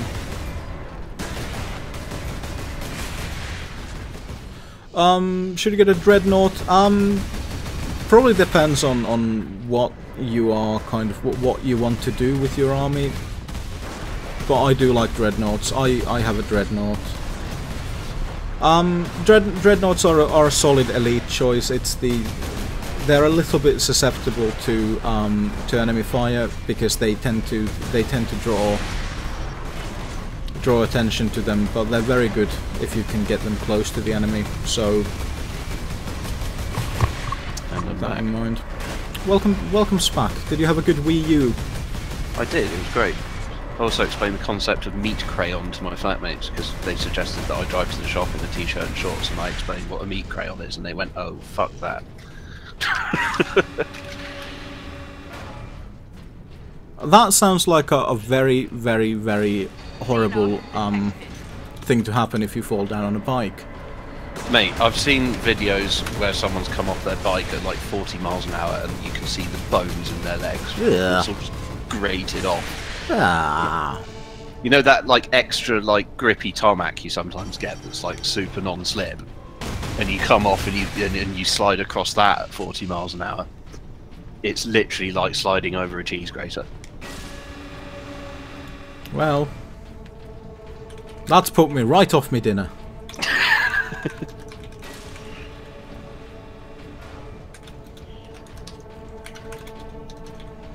This fucking gusting.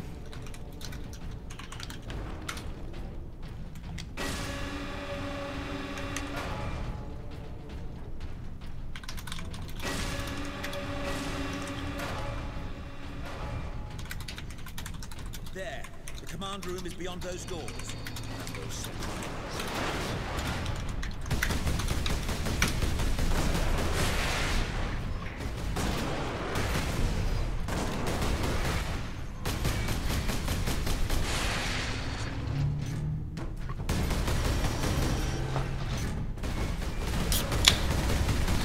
Right, so I'm waiting for my fucking jeans to dry so that I can go out to the shop and get the necessary things for the pork. The necessary pork things. Necessary pork things. Doing the needful for the pork. Doing the needful. Could you, Ted, do me a solid and check on Steam how much the Spacemarine game costs? Yeah, sure. It is 20 quid. 20 quid. Or your regional whatever equivalent. Yeah, that work out at about 25, maybe 30 euros. Yeah, which is a lot for a game this old, actually. Yeah. How old is it? Oh yeah, shit! It was released in 2011. Yeah, I thought it looked a little bit old. All the security measures will be down shortly, Captain. I'm afraid they were the only came out 6 years ago. Outside, however. But you will be able to fire the weapon. I'm starting to feel old now. 2011 shouldn't feel like ages ago, but it totally is now. Yeah, well, I mean, do you know what else shouldn't feel like ages ago? The birth of our saviour. Which one? Well, I'm a Pastafarian. Oh, you're a Pastafarian, so yeah. Your saviour is, what's his name? Buddha. Oh. I may have that wrong. No, if you're a Pastafarian, your saviour is the flying spaghetti monster. However, I will point out that I'm not very devout. Douglas Adams. He came up with the concept of the flying spaghetti monster to explain away religion. But he is indeed the prophet. Douglas Adams is the prophet, I see. Right, yeah, he's the prophet, not the saviour. It's very similar to, you know, how the Jews don't consider Jesus a prophet. Oh no, not they do consider him a prophet, but they don't consider him the Son of God. Same thing for the Muslims, actually. They consider Jesus to be a prophet, I think. Well then, do you collect Warhammer 40,000 figures? Oh dear. Do we risk exposure? Oh dear, indeed. That is a hobby that does take a lot of fucking money. What, collecting what, like Warhammer? Yeah. Are we talking actual? Yeah. The actual Warhammer figures. It takes a lot of time and a lot of money. And it's not really worth either. Exactly. I used to have a big old collection, and I'm guessing my parents gave it away to charity like they did all my old shit. You know what my parents fucking did? They moved house. I had loads of my stuff from my childhood up in the attic. Didn't even call me or ask me or anything. They literally just took all of my old shit and gave it to a charity shop. Like, that was my old Sega Mega Drive, my SNES, my N64, all my Lego.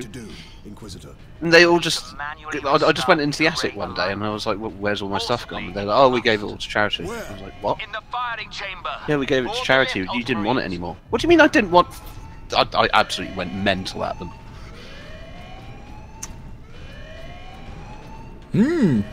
My fucking N64, man. That was like my favourite thing in the world. The N64 is a solid console.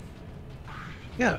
I remember skipping through. Games. I remember skipping through the fucking Owls bullshit dialogue in Ocarina of Time. Yeah, so like the top games are undoubtedly Ocarina of Time, Mario 64, Perfect Dark, Conker's Bad Fur Day, and what was that other one? Banjo-Kazooie. Mario 64's not aged particularly well. I beg to differ. I've been playing it on my phone because you know the Xbox One controllers are now Bluetooth, so you can connect your Xbox One controller to your phone. And I've got an N64 emulator running on my phone. And I play it on the way to work, and it's absolutely brilliant. I love it. Yeah, fair enough. But then again, you also don't like Majora's Mask, I don't think. I don't. Yeah, I do. Didn't like the time constraint at all. I like being able to relax and play an adventure game, not have the fate of the world. Also, Big Gun wants you to know that he has an N64 right now in his room. It could even be your old N64. Actually, it might even be. If he happens to live in Torquay. Weirder things have happened. Weapons authorization confirmed. It's a brilliant console. Yeah. And they're pretty much bomb-proof. I mean, they all still work. I mean, like, you know, you get dead PlayStations all the time, but I've never come across an N64 that doesn't work. Even the old sort of bashed-up, shitty ones that you find in charity shops. Yeah, they do have a really good build quality. That's true. I mean, but the thing is, like, you come across PlayStations and you come across PlayStation 2s. Like, you come across a lot of PlayStation 2s, particularly, that don't work, but they're always the later versions. Weirdly enough. But yeah, good build quality. Yeah. Well, it's the fact that it doesn't have a CD drive, so there's nothing in it that can really break. True. It's just a logic board, that's it.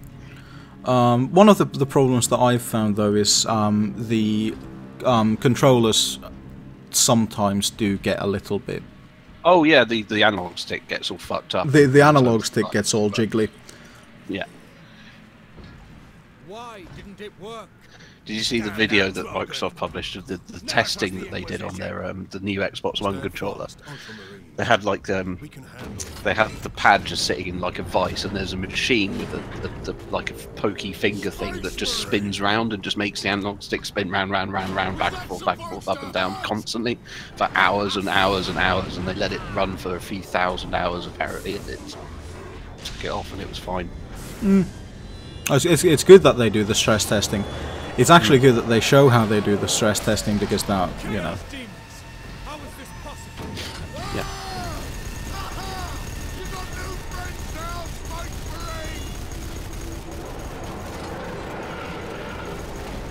Shit's getting real in that game, man. Shit is getting real. That guy's not small. We've got orcs and we've got demons and we've got everything.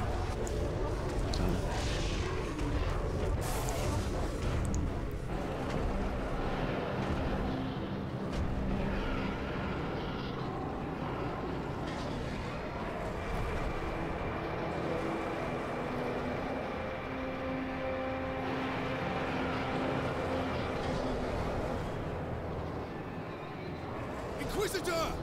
Get back!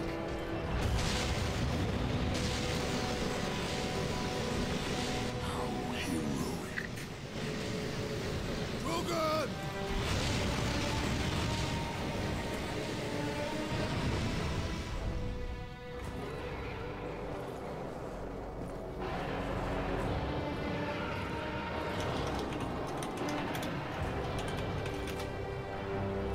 Served you well, traitor.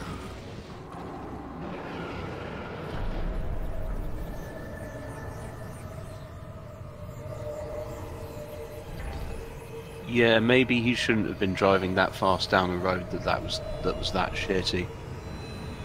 Oh dear. I see. You've got me now watching motorcycle accident videos. Ah, it's like sometimes you need to have a bit of watch people die. This isn't watch people die, it's watch people maim themselves. By driving way too fast on roads that they shouldn't be driving fast on. Have you been on the subreddit Idiots in Cars?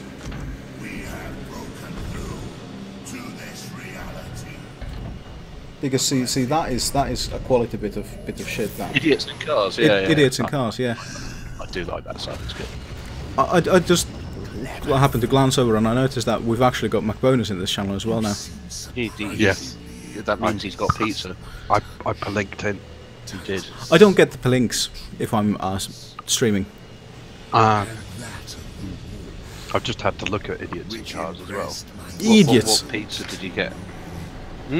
What pizza did you get? Oh, a pepperoni supreme. Nice. Yeah. That's got pepperoni and lots of veg. Yeah. So the veg cooks in the pepperoni grease. Correct. Yeah. You've explained this concept before, and you are correct. I've had one of those, and it is delicious. And you need it on a nice thin base as well. Get nice and baked. Always thin base. Always. Yeah.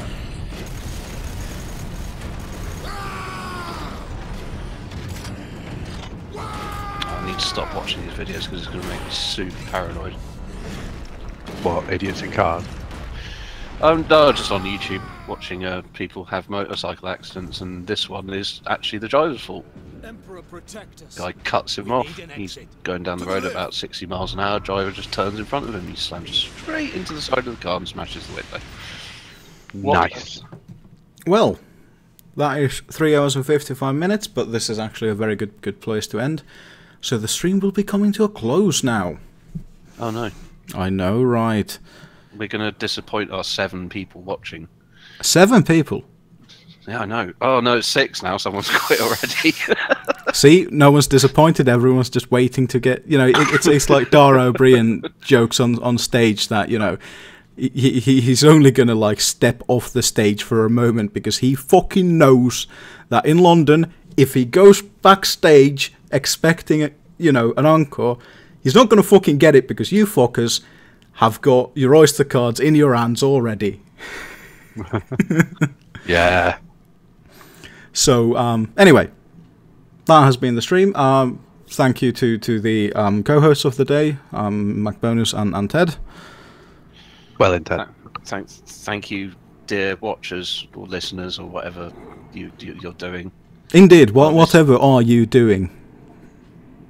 This video I'm watching has just become extremely unpleasant because it's now just the motorcyclist screaming in pain. I'm going to stop watching that because that's not nice. Right, that's it for this theory time. all over again. It is motorcycle theory, the donor cycle. Right, thanks for joining us, and for now, goodbye.